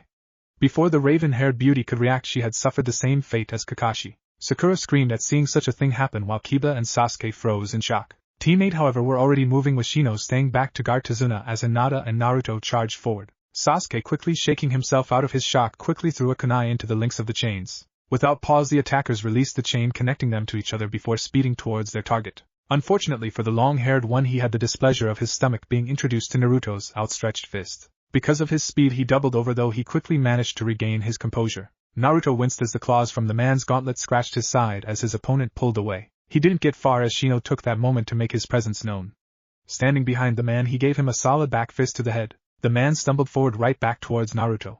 Once he was in range, Naruto jumped into the air and delivered a vicious spin kick to the man's neck, sending him crashing into a tree. Meanwhile, the other made for Tazuna, only to be forced to dodge a palm strike from Hinata. As he spun around the girl, he was surprised when she ducked his claw swipe and gave him a few strikes into the lower portion of his arm. Still continuing past the girl and ignoring the sting in his arm as well as the smirk on her face, he continued towards Tazuna. Sasuke, seeing this, hopped in front of his still frozen teammates, only for Kakashi to appear in front of him and knock the nin out with a clothesline. "Sensei, you're okay," said Sakura in relief. "Of course they are, they're jounin for a reason, Haruno-san," said Shino in his usual monotone. "Good job you guys, though I didn't think you would freeze up like that, Kiba," said Kakashi. "These guys are chunin level nuke nin from Kirigakure no Sato, Kakashi," said Kurenai from her position above the now tied up. "They're known as the Demon Brothers and are known to keep fighting no matter the circumstance," said Kakashi, his voice serious, and his single exposed eye hard as steel. "You guys check for injuries, specifically slash marks, their claws are often poisoned," said the Scarecrow to the gathered genins. Naruto scowled hearing this before walking over and delivering a brutal kick to the ribs of his former opponent, shocking everyone. At least until they saw the slash mark on the blonde side and understood his anger, especially teammate, as they knew exactly why the blonde was mad. "We need to talk to Tazuna-san," said Kurenai, her red eyes narrow and tone icy. The sake-drinking old man shifted uncomfortably under the Jounin's gaze but nodded nonetheless. Seeing this, both Jounins led the man away from the genin so they could speak in private. While this was going on, Naruto had chosen to sit against a tree as he felt the itch of his skin stitching back together. Kami, he hated when the fox healed him because then he'd have to hear him bitch, "You are weak, Gaki. Letting this weakling ninja even put a scratch on you is enough to show that," came Kyubi's mocking voice. "Shut it, furball, I don't have the patience or desire to deal with your bitching right now," replied the blonde mentally. Kami, he hated that fox. Years ago he and the fox had realized they held a mutual hatred of one another even if they were stuck with each other. Still, that didn't mean that either of them would give up on getting rid of the other. For Kyubi it would be a simple matter of flooding enough Yuki into the boy's system to kill him. This is why Naruto had never allowed for any of the fox's power to leak out. For Naruto, however, it would be a different matter altogether. He had found not one safe method of ridding himself of the fox without killing himself in the process, and he'd been looking since they had first come into contact with one another. His thought process, however, was soon interrupted by the return of the Jounin. After a bit of an explanation for why Tazuna had lied about the mission's rank, they had all eventually agreed to continue, some more reluctantly than others. Later, Kakashi sat quietly in his position in the back of the boat. He knew that their next opponent would no doubt be a Jounin. If it were just Kurenai and himself, this wouldn't have been a problem. However, they were currently traveling with 6 rookie genin, meaning they'd be forced to protect them. He knew that Kurenai knew this as well, yet the woman wasn't fazed by this knowledge in the slightest. In fact, the rookie Jounin was exuding an aura of confidence not in herself, but in her team. It was as if she expected them to be able to stand up to Jounin-level shinobi, which was ridiculous. Sure, they had managed to take down the Demon Brothers, but that was most likely because they were most likely not even giving the kids their full attention. He knew for a fact his own team wasn't ready for anything of this level. Hell, they could hardly work together well enough to catch that stupid cat. Now they were expecting to take on a Jounin, and walk out of it as if it was nothing. They'd be lucky if they got out of this mess with all the team members in one piece, much less alive. A set of gasps sounded as the Konoha genin as they laid eyes on the magnificent, though unfinished bridge through the surrounding mist. While Sakura and Hinata gasped, Kiba whistled at the sight, and Sasuke's eyes went wide before he quickly regained his composure. Though it was unseen behind his glasses, Shino's eyes had also went wide at the sight. Wow! The whispered comment of the single blonde-haired youth held the collective thoughts of the group of 12-year-olds. Kurenai allowed herself to smile at that, seeing as the genin still held some of their childish innocence. Not long later they had finally reached land and climbed off the boat, which silently left after all its passengers had departed. Moving quickly, the group headed off, hoping to reach Tazuna's home without any trouble. Unfortunately, this was not to be, as they were all forced to the ground. Looking up, Naruto saw a large sword embedded into the trunk of a nearby tree. On the hilt of the sword stood a man clad in gray shinobi pants with white bandages wrapped around his ankles. He wore no shirt though his face and torso were covered by bandages. Black hair topped his head as his black eyes took in the sight of the group before him. Finally a slashed kirihidite was tied to his forehead, the metal plate on the side of his head. Well, if it isn't A-class missing nin Momochi Zabuza, stated Kakashi stepping forward. Well, if it isn't Sharingan Kakashi, no wonder the demon brothers failed, stated Zabuza in a gruff voice. At hearing the word Sharingan, Sasuke went wide-eyed before turning to look at his sensei. You guys guard Tazuna, this one's way out of your league. For this battle I'll have no choice but to use this. With that said, the silver-haired man raised his forehead protector from over his covered eye, exposing the single red eye that it hid 3 black comma marks spinning slowly around a black pupil. To see the Sharingan so early, I'm honored. While I was a part of Kiri's ANBU, I memorized the bingo book. And while the female you're with wasn't in it, I learned much about you. The man who has copied over 1,000 jutsus, the copy ninja Sharingan Kakashi, finished the nuke nin, getting shocked looks from the genin with the exception of the lone blonde and Shino. With that said, Zabuza disappeared from off the tree along with his sword before reappearing on the lake. Once on the lake, he quickly took a stance with his left arm held upwards and his right held across his chest. Kirigakyu no jutsu, muttered Zabuza before the mist began to thicken all around them, and his killing intent began to leak through the air. Kakashi tensed as the mist blocked his sight, effectively making his Sharingan useless. He could feel the tension rolling off the genin in waves and turned, seeing Sasuke, who was holding a kunai shakily between 2 hands, looking more like he was about to stab himself than any threat. Sasuke, calm down, I'll protect you guys.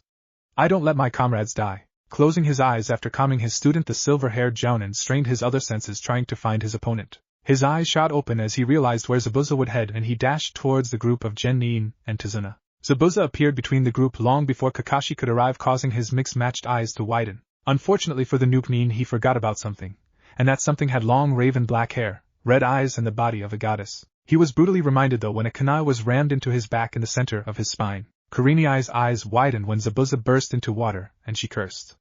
Zabuza took that moment to appear behind the stunned Kakashi, and slice him in half. He was surprised however when Kakashi burst into water as well. Amazing, he copied my jutsu even in this mist, thought Zabuza. Give up Zabuza, it's over, said Kakashi emerging behind the nuke nin, a kunai held to his jugular. Before he could even speak up, Zabuza noticed the tree branches wrapping around him before Kuriniai appeared over him with a kunai aimed at him. Zabuza laughed at that, and to the shock of both, Jounin slit his own throat on Kakashi's kunai bursting into water. Before either of them could react, Kakashi was hit with a kick to the chest that sent him flying into the water. In the same motion, Zabuza spun and hit Kuriniai with the flat side of his sword, sending her flying into the water along with Kakashi. Kakashi and Kuriniai rose out of the water slowly.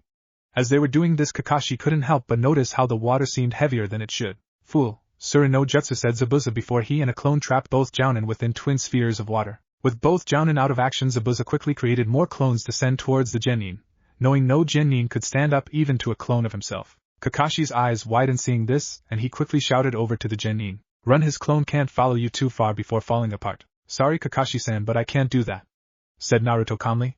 A challenge has been issued and it would be rude to ignore it. Besides, I'm not leaving my sensei to such a grim-looking future. Finished the blonde, shocking the members of Team 7. Kakashi gritted his teeth hearing that.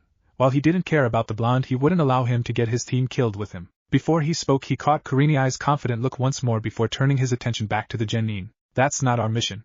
Our mission is to protect the bridge builder, nothing else, said Kakashi. So you're saying the mission is more important than our comrades, said Shino with his voice as emotionless as ever, though the buzzing coming from him was enough for his teammates to tell he was agitated. Kakashi, hearing this, decided enough was enough and decided to let them know just who they were dealing with. Momochi Zabuza, the demon of the mist, the man who killed an entire graduating class before he was even eligible to become a shinobi. Zabuza laughed after Kakashi finished his speech, remarking on how those were good times. Finally, however, the nuke nin had enough talking and sent his clone forward with a mental order. The clone headed towards the genin at quick speeds and in seconds reached the blonde and swung his fist towards the blonde. Naruto saw it coming, however, and had acted accordingly.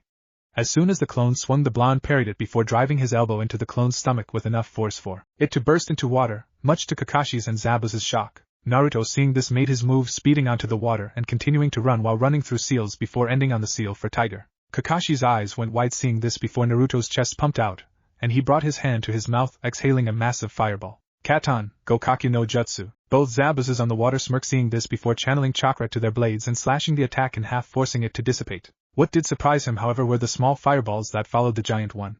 He laughed though when the fireballs passed by him and his clone harmlessly. Everyone was shocked when the fireballs puffed into smoke and turned into Naruto once he got behind the nuke nin and proceeded to throw both kunai and shuriken at the man. Zabuza, seeing this, quickly jumped to the side, avoiding the barrage, though his clone wasn't so lucky and was quickly turned back into the water it was made from. Zabuza snarled and quickly went to slice the blonde in half only for his sword to be blocked by the freed Kakashi, who got up with his single Sharingan spinning furiously. "I see he got me so worked up I slipped up and released the water prison," said Zabuza quietly. "You didn't release it, you were forced to," said Kakashi, catching everyone's attention. "From the beginning the plan had been to free the jounin, since I knew I couldn't win. Before I even came near the water I put everyone under a genjutsu, making them think I was walking on water so you wouldn't react in time, or no one would say anything when you didn't react. After I beat your clone and sent that Gokaku no Jutsu, I took that moment to create a single Kage Bunshin and hinged into a shuriken. The Kage Bunshin then proceeded to use the Hozenka no Jutsu while throwing me disguised as a shuriken, as well as several other shuriken that were hidden within the fireballs.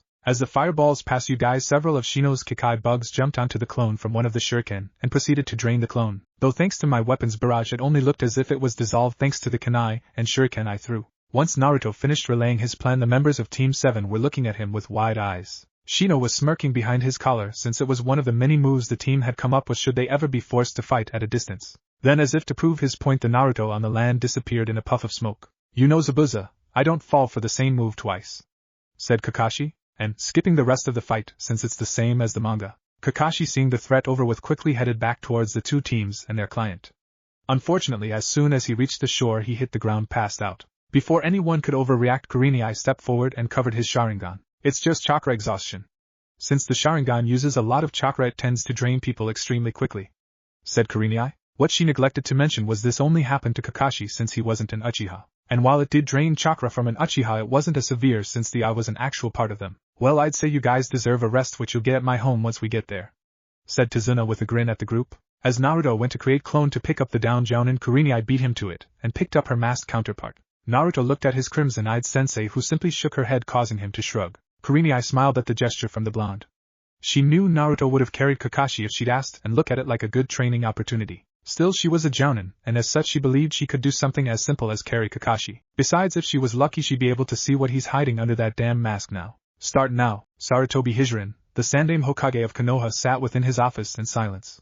His usually kind visage was replaced by a serious look that was worthy of any Kage. On his desk sat several black and red rings that many would write off as unimportant unless they knew of the significance of the items. Each of these rings belonged to a member of a group by the name of Akatsuki. The group was composed of a total of 9 members, each one being an S-class missing nin, in other words a Kage-level shinobi. "Well, that's one problem taken care of," muttered the elderly Kage before turning to the two beings within the room and handing each of them a slip of paper before they went up, in twin puffs of smoke. "With Akatsuki out of the way, that leaves only Danzo and Orochimaru to deal with, both of which will be quite hard to handle," thought Sarutobi before turning towards the Hokage monument. "Regardless of this, though, I will not allow any more harm to fall upon your legacy, Minato." Wave Country. A black-haired youth had just entered the compound where their master was currently resting. If anyone saw the person pass, they would say the person was a beautiful young woman. Unfortunately, that person would also die from choking on their own vomit when they heard that she was actually a boy. Such trivial things didn't matter to the boy at the moment, however, as he proceeded inside of the compound. Almost as soon as he entered, the sound of shouting hit his ears, causing him to rush towards the source. Upon entering the room, the boy was not surprised to find a short man with a bad haircut and an ugly yet expensive suit screaming his head off. "It doesn't matter what you want.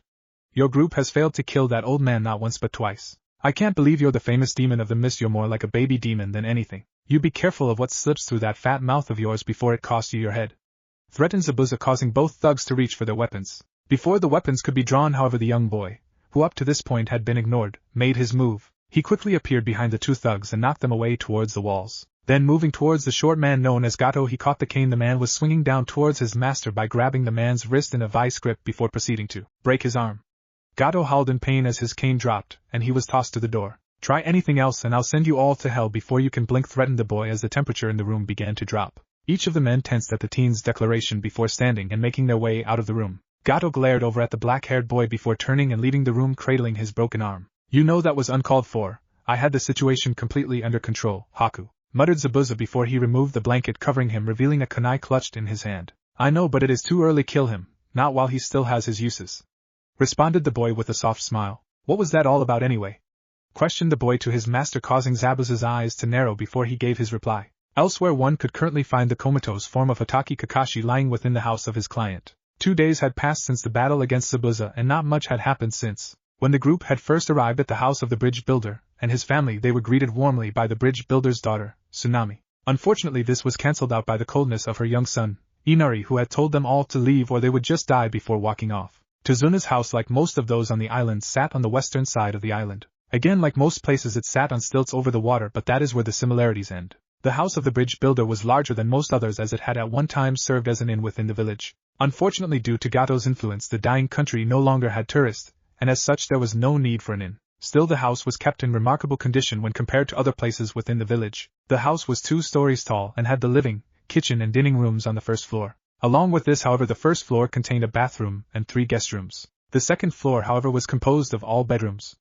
3 of these rooms were occupied by Tazuna, Tsunami, and Tazuna, each one having a balcony leading from them. It also had 3 other rooms which were currently occupied by the Konohanin. One room was shared by Kurenai, Hinata, and Sakura, another had Kakashi, Kiba, and Sasuke. Finally, Shino and Naruto shared the last room, which also led out to a balcony overlooking the river. The copy ninja opened his eyes and groaned as the light shined in his single exposed eye, forcing him to close it. Kami, he hated chakra exhaustion. It always left you with a feeling of weakness until you regained your energy back, and weakness was something he hated with a passion. Good, you're awake, came the feminine voice, interrupting his thoughts.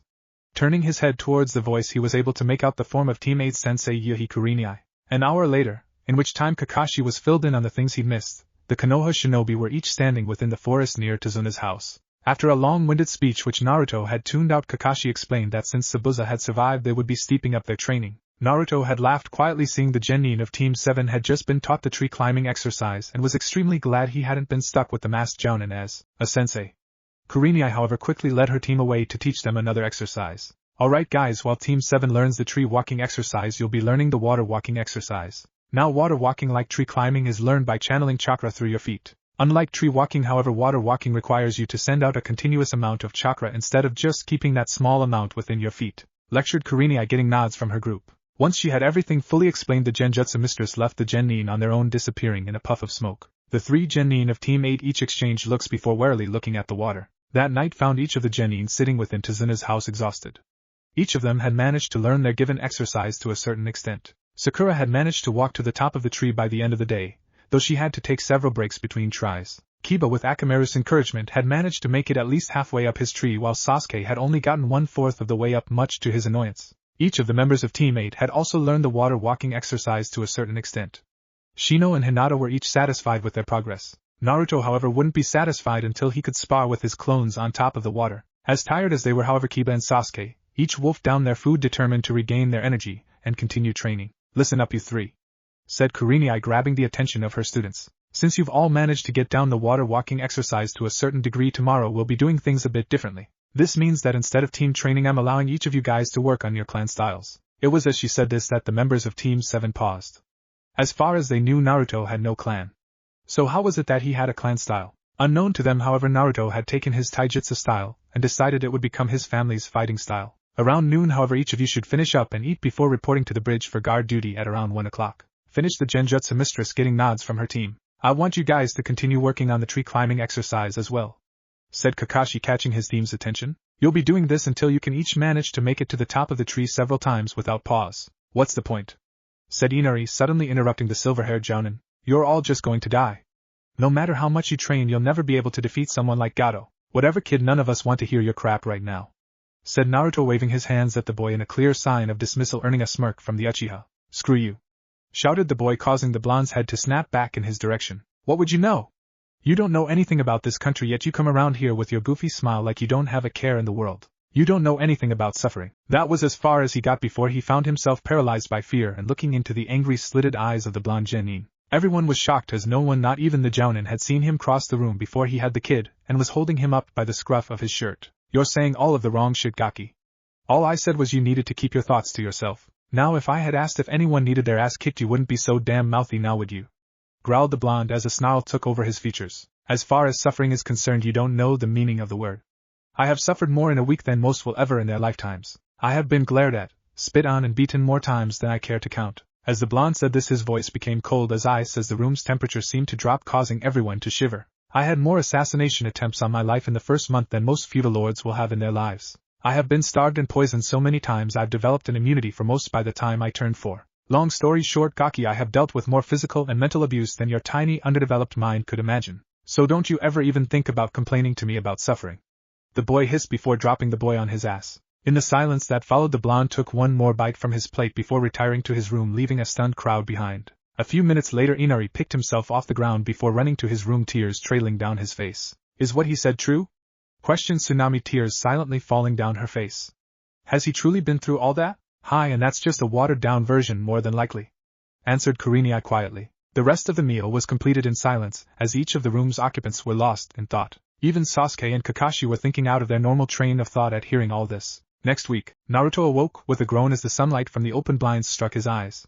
He had taken to training the entire week, leaving early and only returning to sleep. He would hunt for his lunch instead of returning it for nothing more than to avoid answering the questions he knew awaited him upon his return. Today, however, he would take the day off and relax around the house, since judging by the lack of shinobi-level chakra signatures, everyone had already left. Thoughts of a peaceful morning, however, were quickly squashed as the sound of screaming caught his attention.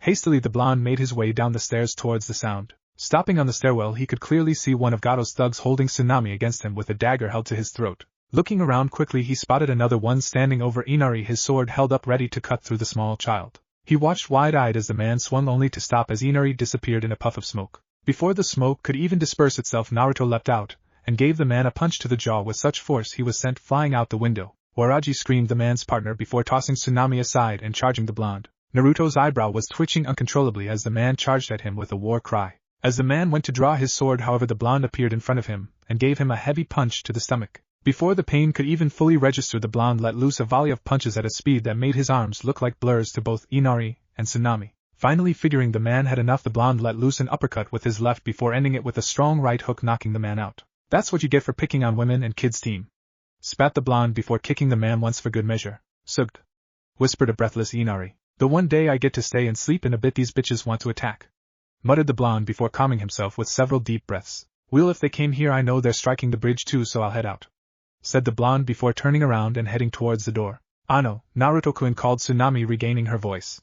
Seeing she had the blonde's attention, she continued, shouldn't you get dressed first? Finished the woman, blushing faintly. Naruto in response looked down only to find himself in a pair of boxers before blushing horribly and disappearing in a blur of motion back up the stairs. Once back in his room, the blonde quickly dressed himself in black pants and a black shirt before jumping out the window and dashing through the trees. Bridge. Tazuna, along with the members of Teams 7 and 8, had just arrived at the bridge. Looking around, he let out a gasp of horror at the sight that greeted him. There were bodies all over the bridge. The group tensed as the forms of several figures emerged from the mist. The first two were recognized easily enough. They were none other than Zabuza and the fake hunter Nin. The next two to emerge from the mist were the demon brothers, both with dangerous gleams in their eyes.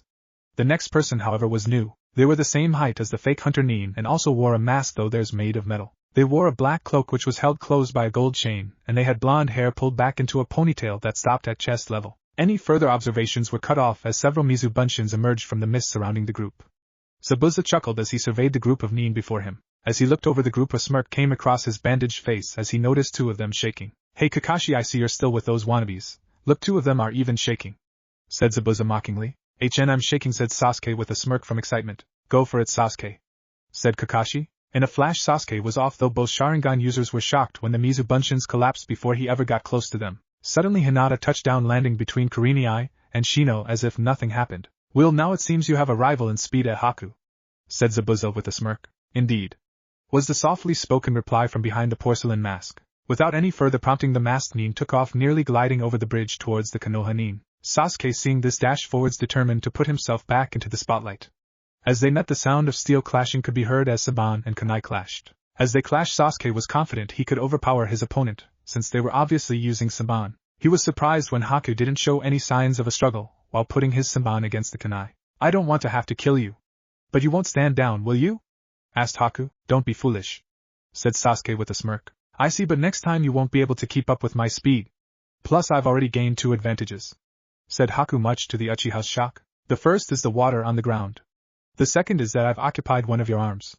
Now you can only run from my attacks, said Haku, bringing up his left hand and blurring through seals. What one-handed, thought Sasuke in shock. Hijutsu Sensatsu Suisho, secret skill, flying water needles, mumbled Haku before stomping his foot to the ground.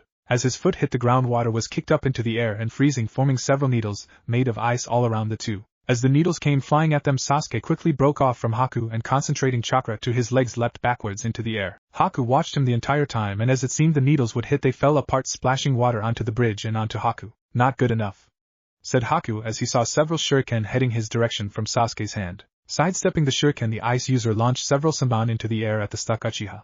With a few acrobatics, the Uchiha managed to dodge a few of the needles, only for several others to strike his legs before he hit the ground, falling on his side. Before anything else could happen, however, the sounds of flying weapons caught his attention. Turning swiftly, Haku batted the 2 shuriken to the sides with his senbon before catching Sakura's right wrist, which held a kunai, and tossing her into the downed Uchiha. "Those brats of yours are rather impulsive, Kakashi," stated Zabuza as he watched Haku deal with Sakura's interference. "Unfortunately for them, Haku with his bloodline is as strong, if not stronger than me," finished the nuke nin, much to the shock of the leaf nin. Seeing them tense in preparation to help the brats, Zabuza snorted and said one word: "Go." Like racers waiting for a green light, the 3 at his sides were off, dashing towards the Konoha shinobi. The demon brothers, taking the lead, split up and came in from the sides in a pincer maneuver, only to be met by Kurenai and Kiba. The metal-masked shinobi, however, had headed straight for Hinata, only to be met halfway by the Hyuga before the strikes started flying. "Shino, while I know you'd rather fight, stay by Tazuna. Our mission is to protect him," said Kakashi, getting a nod from Shino, who had already issued an order to his Kakai bugs. "Tazuna-san, I have placed one of my female bugs on your person, so even if we lose visibility, I will still know your location," said Shino in his quiet monotone. "Well now, Kakashi, let's get started," said Zabuza as the mist surrounding the bridge intensified. Lifting up his Haidite, Kakashi felt it spin in a sign of its activation. Pulling a kunai from his holster, the copy nin dashed into the mist and away from Tazuna and Shino. Shino meanwhile was smirking behind his coat, feeling the presence of one of his bugs coming closer. "I honestly do not want to kill either of you. However, Zabuza-san wants no one spared, and for him I will kill my heart and become a true shinobi," said Haku as he went through a chain of seals. "Hijitsu, Maku Hyoshu, secret skill, demonic ice mirrors," said Haku. Almost as soon as he finished calling out the name, the water around the 3 formed into large mirrors. These mirrors surrounded them in a 360-degree angle. Sasuke, seeing this, quickly ran through his seals and, stopping on Tiger, took a deep breath before exhaling. "Katon, Kukaki no Jutsu, fire release, great fireball technique." As the words echoed through his mind, he exhaled a large fireball directly at the mirror in front of him. He was surprised, however, when the fireball did nothing but dissolve once it hit the mirror. Then, to the shock of both, Haku himself stepped into the same mirror the fireball hit. Once he did, however, he seemed to appear in every other mirror as well. "I'm sorry to inform you, but such low-level techniques will have no effect on my ice.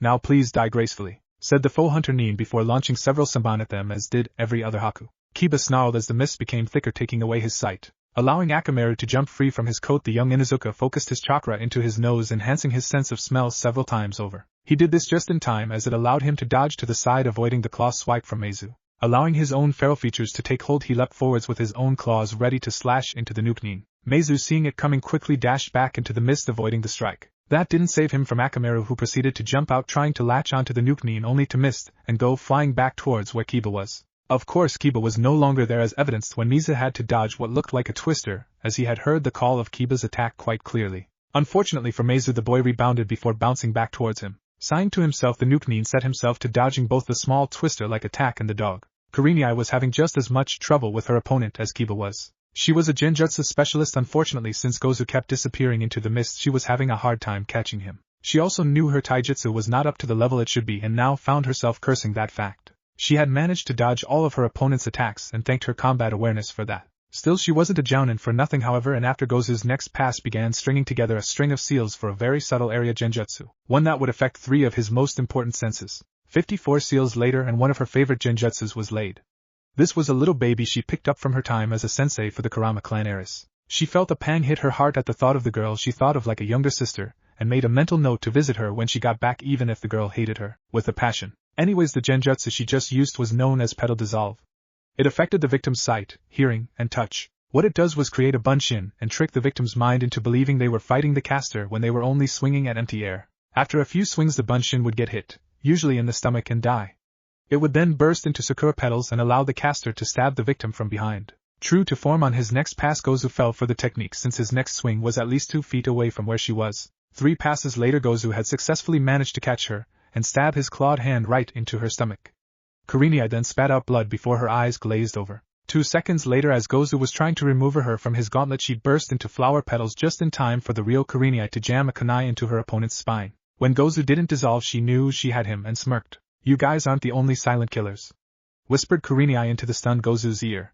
Tugging her kunai free, the genjutsu mistress let him fall to the floor. Being merciful, she allowed herself to give her opponent one last sight before he dies. Pulling her dress up and exposing her panties, she squatted down directly over his masked face. Looking into his eyes, she used her right hand to move them over, exposing her lips to the air and the dying man's gaze. On her side of the bridge, Hinata was having just as much trouble as Kiba. Thanks to the training she'd done with her Byakugan, the intensity of the mist didn't really affect her. Sure, she couldn't make out Kakashi's fight, but she wasn't focusing on that anyway. Using her eyes, she would easily able to keep track of her opponent if they tried to run. The thing was, they were in a taijutsu battle and neither one of them had landed a hit. Every time she struck out, her masked opponent would dodge and throw one of their own, which would also be dodged. As they battled on, the Hyuga found herself focusing more and more chakra into her eyes and limbs. She didn't notice the pulsing of the veins surrounding her eyes. She didn't notice when the 4 veins surrounding her eyes not only shrunk in size but moved to surround the upper corners of each of her eyes. She didn't even notice when 2 more veins appeared pulsing in sync with the others. She didn't notice when the veins inside her eyes retreated backwards. Nor did she notice when a pupil formed in the center of her eyes, not that anyone else without a Byakugan would either. So focused was she on her opponent that she didn't even notice when her blind spot shrunk in size or that she could now see through the mist. She did notice, however, when her vision increased and became more focused. She did notice that she could now see through her opponent's clothes and into her body. She also noticed the blue lines that were traveling through her opponent's body. She noticed muscles twitch each time her opponent got ready to strike, and she was able to dodge effortlessly as she did. She came upon an important and startling conclusion. My Byakugan evolved. At this discovery, she had to stop, let off a smirk that would make her father proud. Breaking off from her latest clash with the mysterious girl, she settled into a basic Jukin defensive stance. Tell me, girl. What is your name? Asked the masked girl through the mist. Hinata, thanks to her Byakugan, looked her right in her masked eyes without even moving her head. I could ask you the same of you. But why do you wish to know such a thing now? Retorted the Hyuga heiress with now a hint of a stutter, using this time to catch her breath. I merely wish to know the name of the first person to give me a challenge in the last year, said the girl, getting a smirk from the Hyuga. My name is Hinata, Hyuga Hinata, said the girl calmly. So you're of the famous Hyuga clan, eh? Very well, Hinata, since I will no longer be holding back, I'll at least let you know my name before you die, said the masked girl as her body tensed. Hinata also tensed, and thanks to her Byakugan she was able to see the long claw emerge from a seal on the girl's right hand bracelet. Grabbing a kunai and channeling some chakra to her right hand, she readied herself for her opponent's charge. My name is Vega, said the girl before leaping at her opponent with the clawed hand extended outside her cloak. Hinata tensed, and as the girl came down upon her she spun, blocking the claw with her kunai before striking her Vega right in the stomach with a palm strike, much to the girl's shock, judging by her wide eyes. Unfortunately for you, Vega, I cannot allow myself to die yet. I have yet to accomplish my goals, and I won't die until I do so, said Hinata calmly, her bloodline deactivating as Vega looked up and for the first time looked Hinata in the eye. My first defeat. And to a girl 3 years my junior, no less, said Vega with a chuckle. As Hinata let the girl down on the ground, she sighed before turning and making her way back towards the others. She didn't get far, however, as a scream ripped itself from her throat, and she fell face forward with a kunai in her back. Sorry, beautiful, but you're definitely dying today, said Vega with a weak chuckle before consciousness left her. Unfortunately, this was the scene Naruto arrived to find when he made it to the bridge. The fact that the mist didn't even affect his sight didn't even occur to him as his slitted eyes roamed over the bridge, only to freeze upon hearing Hinata scream. Kurenai and Shino had also froze upon hearing the scream and had raced towards its source, leaving Tazuna with Kiba and Akamaru, who had beaten Meizu with much help from Kurenai. Dashing past Kiba and Tazuna towards Hinata, the blonde slid to a halt on his knees. Quickly removing the offending piece of metal, the blonde cradled her in his arms as tears built up behind his eyes. Please be okay, please be okay. The words repeated themselves like a mantra as he turned her over to see her face. Once he did, he relaxed slightly upon seeing a small smile on the girl's face, though the pain in her eyes worried him. Bringing her hand up to rest upon the blonde's cheek, she absent-mindedly ran her fingers across the whisker-like marks on his face. You came, said Hinata, the smile still on her face. Of course I came, silly girl. I just had to take care of a few things at the house first, said Naruto as he ran his fingers through her hair. I'm sorry, and Naruto-kun, said Hinata, her stutter making its reappearance. You don't have anything to be sorry about. I'm the one who's sorry. I didn't make it sooner, said the blonde quietly. No, it's not that I'm sorry about before. That I didn't tell you sooner. But I couldn't. I didn't want to make you choose. So I let things stay as they were. And more than that I allowed myself to hide in the shadows. When I should have supported you up front, said Hinata as her stutter became worse due to the situation. Hinata-chan started Naruto, only to be cut off by said girl placing a finger to his lips. I need you to know and Naruto-kun. I wanted to support you. I wanted to be by your side when you became Hokage. I wanted to be there when you accepted the robes. I wanted you to help me see change in my clan, like you helped me see change myself. And I wanted you to see come home and make love to me, as your wife. That was my dream, whispered the Hyuga girl much to the boy's shock. But I didn't want to make you choose. I know how you feel about me, and about her. I didn't want to be unfair and put you through that. So I allowed us to just stay friends and accepted the benefits I had because YUG gave them to me. She sighed as she looked into those deep blue eyes that she loved so much, not even realizing Kurini and Shino had arrived. Hell, even Kyubi had gone quiet upon feeling the emotions flowing through his container. Hearing the words the girl spoke, he couldn't help but remember an event 13 years past when his own mate was taken from him. I accepted the touches, the hugs, and the kisses because you, the person I love, gave them to me, like I gave you my heart. But and now you don't have to choose between us. Why, you can take her now, said Hinata with tears running down her faces to match Naruto's own. But before that, please tell me those words I've longed to hear from you. Finished the girl before Naruto leaned over and placed his lips to hers in their first public kiss. I love you, Hinata-chan, said Naruto quietly into her ear as he held her still form. Absent-mindedly, he buried his face in the crook of her neck before biting into it enough to draw blood. Neither he nor Kyubi, who was still lost in the past, noticed his chakra flowing into her body, or the wound in her back sealing shut. With his eyes closed, he didn't notice the new marking on her neck, as he liked her blood clean, before it faded. Hinata, who had closed her eyes upon feeling him bite into, relaxed. As her vision began to darken, her last sight was those deep blue eyes looking down at her full of love. As Naruto opened his eyes once more, both Kurini and Shino recoiled, seeing the changed look in his eyes. Those deep blue eyes that always showed nothing but kindness were gone, and in their place were eyes that, while still blue, were as cold as ice. These eyes showed no trace of the kindness, those blue ones held only pure rage. As he crouched over his fallen love, his chakra burst forth, looking for all the world like eerie blue flames as it danced around him. Looking around the bridge, the blonde's rage only multiplied as he spotted Sakura's still form face down in a dome of mirrors. Both of them, these damned humans took both of them, snarled the blonde as his chakra seemed to intensify, and he let out so much killing intent it made everything on the bridge freeze. A fierce wind kicked up around the blonde, blowing the mist away. The waters beneath the bridge began to churn as whirlpools formed beneath it. He growled as the whisker marks on his face began to thicken, and his hands and feet changed, becoming claws, the nails of which were so sharp they were cutting through the bridge beneath them. Then his canines lengthened to become fangs. Within, the blonde red eyes narrowed as Kyubi felt a rage he hadn't felt from his host in years. Looking out from the boy's eyes and seeing the state of the blonde's other interest, he felt his own rage come to the front. With a growl, he let his own chakra flare and sent it down the halls of the boy's mind. Take my power and avenge them, Kit. Let nothing stop you and take the vengeance that I couldn't, said Kyubi, anger dripping from his voice in waves. Naruto heard the voice and for the first time in years felt at ease with the fox's chakra flooding through his system. Red chakra burst from his body, catching everyone's attention and making them focus in his direction. His left eye burned before turning blood red as the two chakras encircled him. The two flame-like chakras swirled around him, forming a spiral before shooting into the air and combining into a deep purple color. The boy took a deep breath before letting it out in a roar, his eyes both blazing red with black slits. As the roar came, the winds reacted before shooting forth, forming hundreds of blades of pure wind before coming down on the ice dome, destroying it completely. Haku had just barely been able to escape the blades, having jumped out of the mirrors upon seeing the blades coming. Naruto saw him, however, and was already dashing towards him.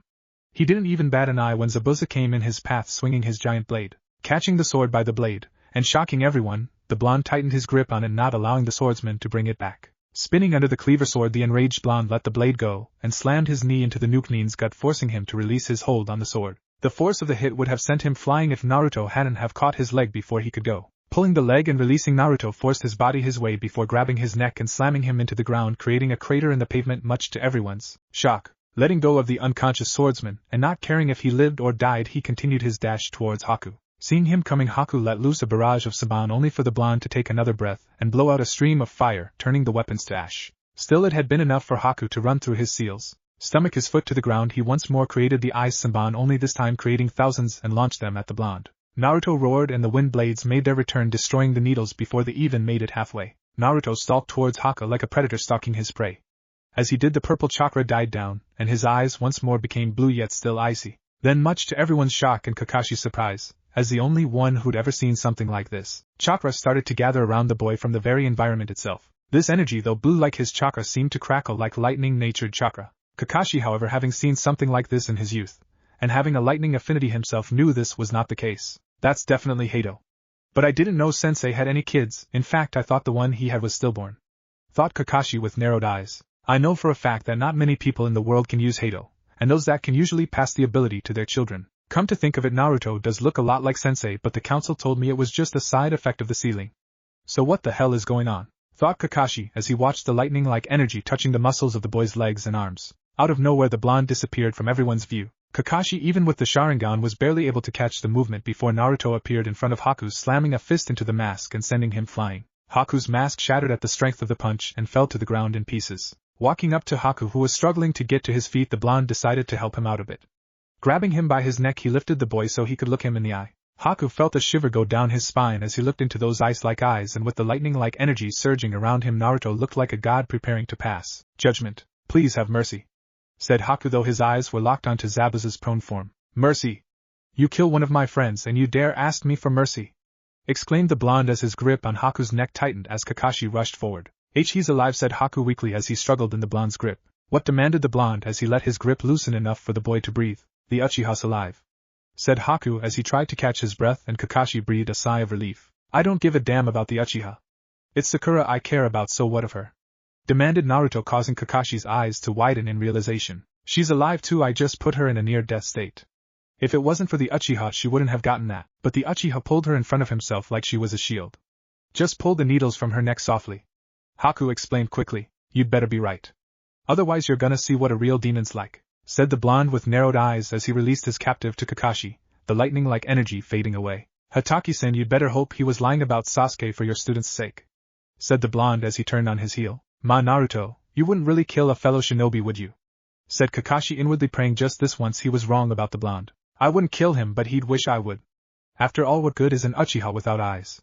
said the blonde as he stalked off towards Sakura. After reaching Sakura's position, he calmly leaned over her and slowly removed the samban from her neck. Groggily, the pink-haired girl opened her eyes and through blurry vision made out blonde hair and blue eyes. "And Naruto, did you save me again?"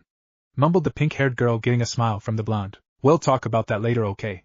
So get some rest," said the blonde, getting a nod from the girl, who proceeded to do as told. With a smile, the blonde created a clone that quickly picked the girl up into his arms. Turning back around, he made his way back towards his teammates, who were still hovering over Hinata's still form. As he passed Zabuza, however, he paused and looked down towards him as the rise and fall of his chest caught his attention. "Oh, I know Brows is still alive," called Naruto as he turned to Kakashi, who nodded while still holding a relieved-looking Haku. "Well, what do we have here?"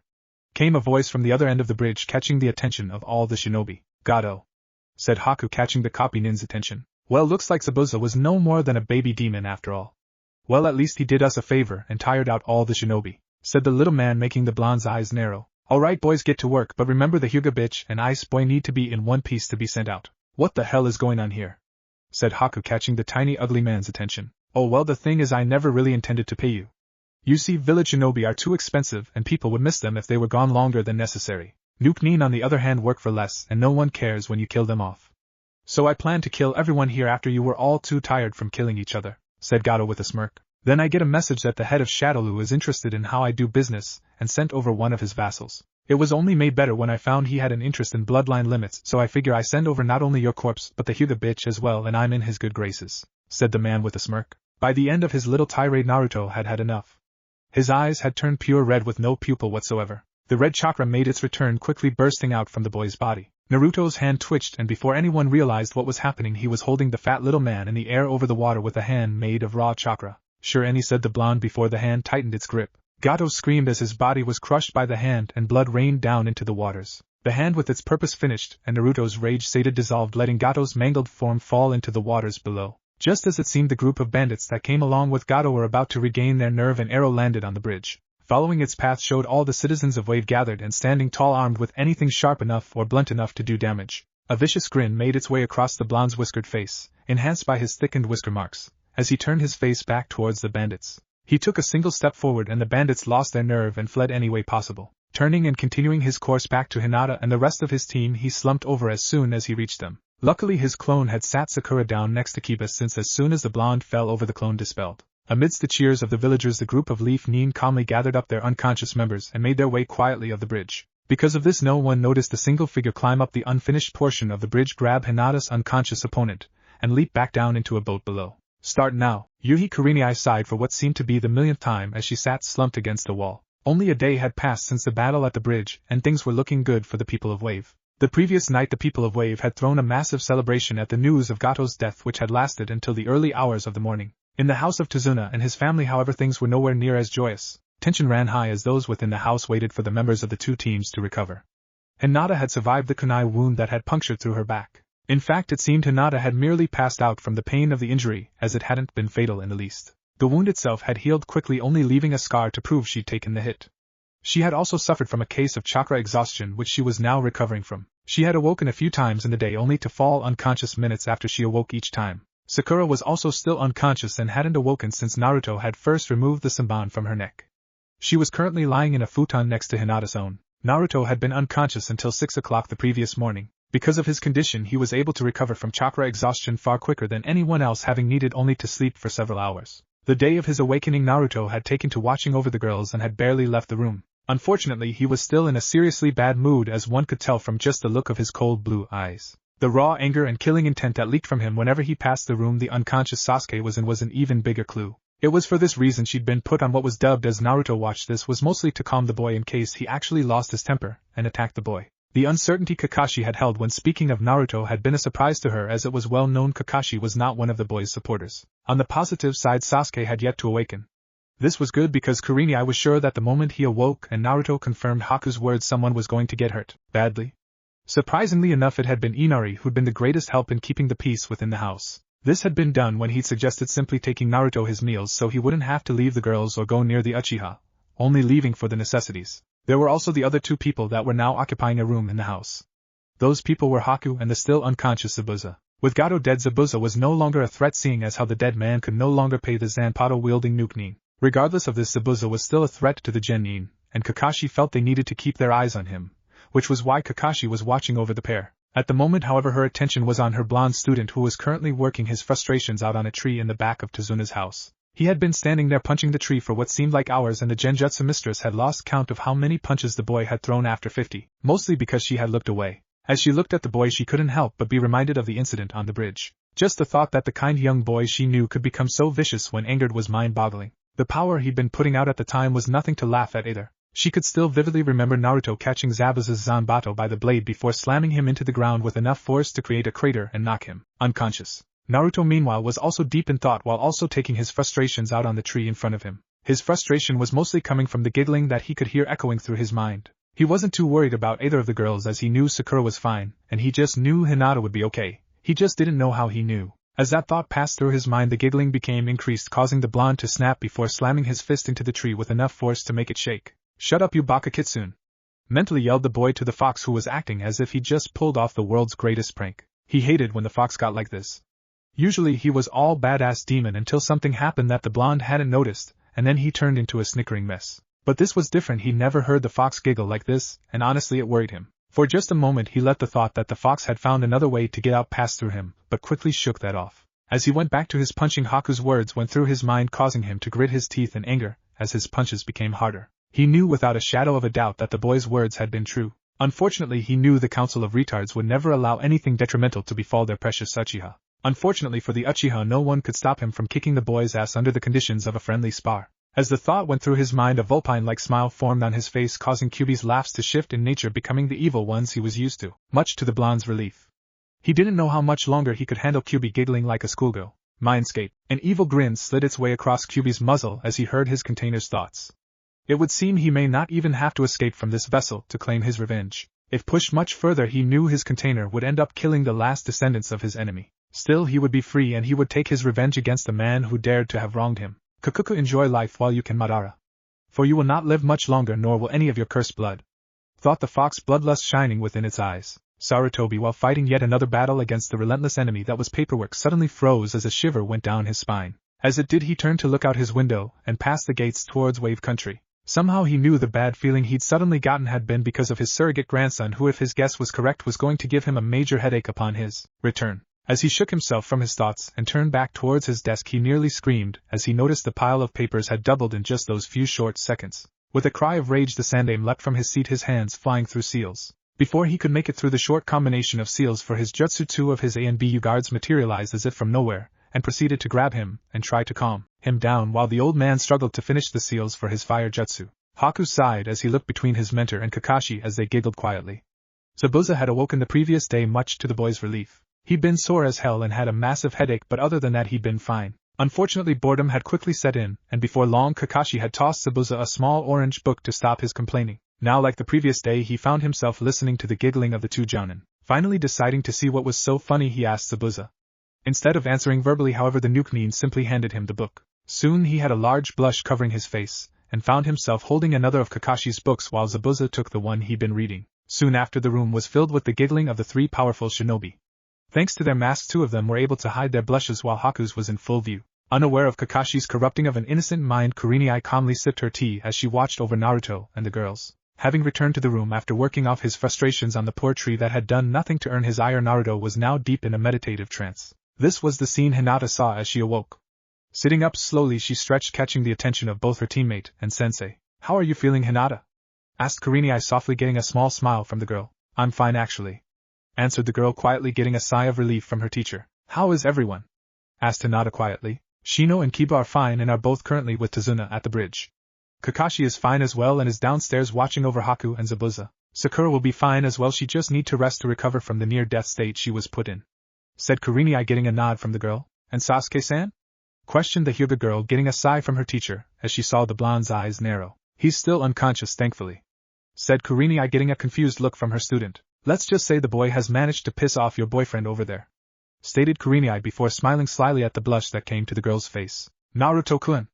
exclaimed the girl before turning to face the boy, who had an amused smile upon his face. Hinata's blush deepened at the look, and she found herself fighting the urge to jump him then and there. This, however, was a fight that she soon lost, as Naruto quickly found himself on his back before he could even blink, his lips locked with those of the Hyuga heiresses. Eyes wide in surprise at the public display of affection, the blonde could do nothing but lie there in surprise as the girl forced her tongue into his mouth. Of course, Naruto wasn't the only one shocked, as Kurenai's jaw had dropped at the girl's action. Having known Hinata since she had first started the academy, she saw the girl as more of a younger sister than anything. Now, seeing the shy little girl she had watched grow up, not only initiating but outright jumping her teammate and nearly raping his mouth, was nearly enough to send her into a mental overload. She was broken out of her shock as she heard an undeniably male groan, and her eyes widened as she saw Hinata was now grinding her hips into the boy's crotch. Finally, the kiss was broken as the girl came up for some much-needed air. Before she could do anything more, her stomach roared, reminding her it hadn't been fed in a while, causing her to blush fiercely. This, however, was just what Kurenai needed as she proceeded to grab the embarrassed girl and flee the room. For a while, Naruto just lay there as the events of the last few minutes played through his mind. Finally, after nearly 5 minutes of inactivity, he spoke. "Okay, what the hell just happened?" Whether the question was meant for just himself or Kyubi was unknown. Regardless, the silently spoken question went unanswered, for once again Kyubi's giggling echoed the halls of his mind. When Naruto awoke, he was surprised to find the light of full moon shining down through the window. Looking over, he found both Sakura and Hinata were asleep, and Kurenai had left, most likely retired to a less crowded room. Removing himself from his sleeping bag as quietly as he could, the blonde stood to his feet, and after stretching made his way out the window and to the roof. Almost as soon as he did, though, a pair of lavender eyes opened themselves. Naruto sighed in contentment as he looked up at the moon. He was surprised at how warm it was this close to the ocean, though he was happy for the warmth. It was so peaceful, one that he knew he'd never feel within the village. In that place he was always surrounded by killing intent, not something that symbolizes peace. This was also the main reason that he had to hide his relationship with Hinata, for fear of the villagers targeting her just to hurt him. He couldn't stand the villagers actually thinking that by hurting him they would hurt Kyubi. In all honesty, though, by hurting him they helped Kyubi. It was harder to hold back the fox's power when he was feeling negative emotions like anger and sadness. Because of the fact he always felt those emotions within the village, it was easy for Kyubi to gain a foothold within his mind. Such thoughts, however, were broken as another person emerged onto the roof. As Hinata emerged onto the rooftop, he could almost feel his breath catch in his throat. The girl was clad in nothing more than a spaghetti-strapped shirt that stopped just above her belly button and pair of black panties. Despite the nature of their relationship and the fact that they were avid readers of a certain orange book, Naruto had never seen the girl in something so revealing and had to fight off the nosebleed that he knew would knock him out if it came. Hinata couldn't help but blush at seeing the look he gave her as she sat down next to him. Wrapping one of his arms around the girl, the blonde turned his gaze back up to the moon and the stars, in action that was followed by the heiress. For a while either of them spoke, content to just enjoy the other's presence. It was truly a rare thing for them. Having to hide their relationship while within the village, Hinata hardly ever got to just enjoy being held as she was now. Neither had to say anything vocally, both allowing their actions to speak, or them. Naruto tightened his grip around her, while Hinata snuggled deeper into him. Despite the fact that no words were spoken, the message was clear to each of them. "I thought I lost you. I'm not going anywhere." Naruto entered the dining room the next morning with a grin and a bounce in his step. Haku, Zabuza, and Kakashi, who were all sitting in the room, raised eyebrows at the sight, as the blonde had been far from happy the last few days. "What's got you so happy so early?" asked Zabuza, causing the boy's grin to widen a bit. "I got some cutty last night." All three pairs of eyes widened at those words, each one knowing the meaning of the wording due to a certain orange book. Before any one of them could speak up, however, the room began to fill up as the other members of the two genin teams began to file in along with Inari. Upon noticing Sasuke walk into the room, however, Naruto's good mood turned sour, something that all three males that had been present noticed. Breakfast was a silent affair as everyone ate with only the brooding Uchiha oblivious to the tension that was building within the room. Even though he just awakened this morning, he was already in a foul mood. Not only had he, an Uchiha, been defeated and nearly killed, but his opponent had done it with barely any effort. Even with his newly awakened Sharingan was he able to turn the tides, as he'd been put down just after it had awakened and hadn't even been able to see his enemy's movement. If that wasn't enough of an insult to his pride, then finding out that both Zabuza and Haku had been defeated quite easily by Naruto had been the breaking point. Finding out that he'd only been named number 1 rookie because the blonde never felt the need to complete his written test in the academy had just poured salt in the wound. He was a genius, an elite Uchiha. He was not supposed to be upstaged by some clanless nobody. Uzumaki, spoke the Uchiha, breaking the tense silence that had descended upon the room. Fight me. Several things happened at the boy's demand. Kiba smirked, and Shino raised an eyebrow. Zabuza, Haku, Tazuna and Inari merely shook their heads, while the Kunoichi did the same and Kakashi dropped his head. But it was the grin on Naruto's face that told the Uchiha he had made the greatest mistake of his life. The boy had the look of a predator, and his now slitted blue eyes glinted with a promise of untold pain. The curling of his lips had allowed for the boy's larger-than-average canines to be seen, as well the thicker whisker marks on his face giving him a more feral appearance. Unfortunately for the Uchiha, however, his pride had not allowed him to see the mistake he had just made. "Do you really have to leave now?" asked Inari as he looked up at the Konoha nin. "Hi, Inari-kun. We've been gone a long time, it's about time we headed home," said Kurenai softly. Inari sighed at that, but he knew it was true. The Konoha nin had stayed an extra 2 weeks so the Uchiha could heal after the beat-down Naruto had given him. Having had 2 cracked ribs, 2 broken arms, a broken nose, and both of his eyes swollen shut had made the boy incapable of travel. On top of this, none of the Konoha nin had wanted to carry the boy home, so they had ended up staying for an extra week, just enough time so that his eyes could heal enough so that he could travel. For a while he'd wondered why no one had stopped Naruto before the damage got too extensive. After Hinata had explained the black-haired boy's actions on the bridge, though, he cheered quite loudly for Naruto to continue the beating. He remembered Kiba and Zabuza-san had even started eating popcorn and commenting on the so-called fight. Of course his mother hadn't let him watch, so he'd watched it from his bedroom window and asked his questions afterwards. Even thinking about it made him shudder as he realized he'd been incredibly close to getting his ass kicked just as bad. Sakura had been the only quiet one, as even Shino had made a few comments here and there. After the fight, however, she had spent most of her time with Naruto and Kurenai learning the art of genjutsu. "Hey Tazuna, have you come up with a name for the bridge yet?" asked a man from behind him, breaking Inari from his thoughts. "Well, actually I was thinking something like the super awesome bridge that Tazuna built." "Tazuna, if you name this bridge that I'm leaving," spoke Zabuza gruffly, causing said bridge builder to pale. "How about the great Naruto bridge, after the person who not only gave us the courage to fight back but killed Gato?" said Tazuna, quickly getting cheers from the crowd. "I can live with that." As the group of Konoha ninja got further away, Zabuza couldn't help but smirk. He was truly looking forward to hearing more about the demon named Uzumaki Naruto. What if Naruto has martial arts jutsu in chunin exam? And thanks for watching my video till the end. If you enjoy this content, then do consider subscribing to my channel, and leave a like if you guys need the next part. Comment down, and thanks for watching the video, and see you guys in the next video.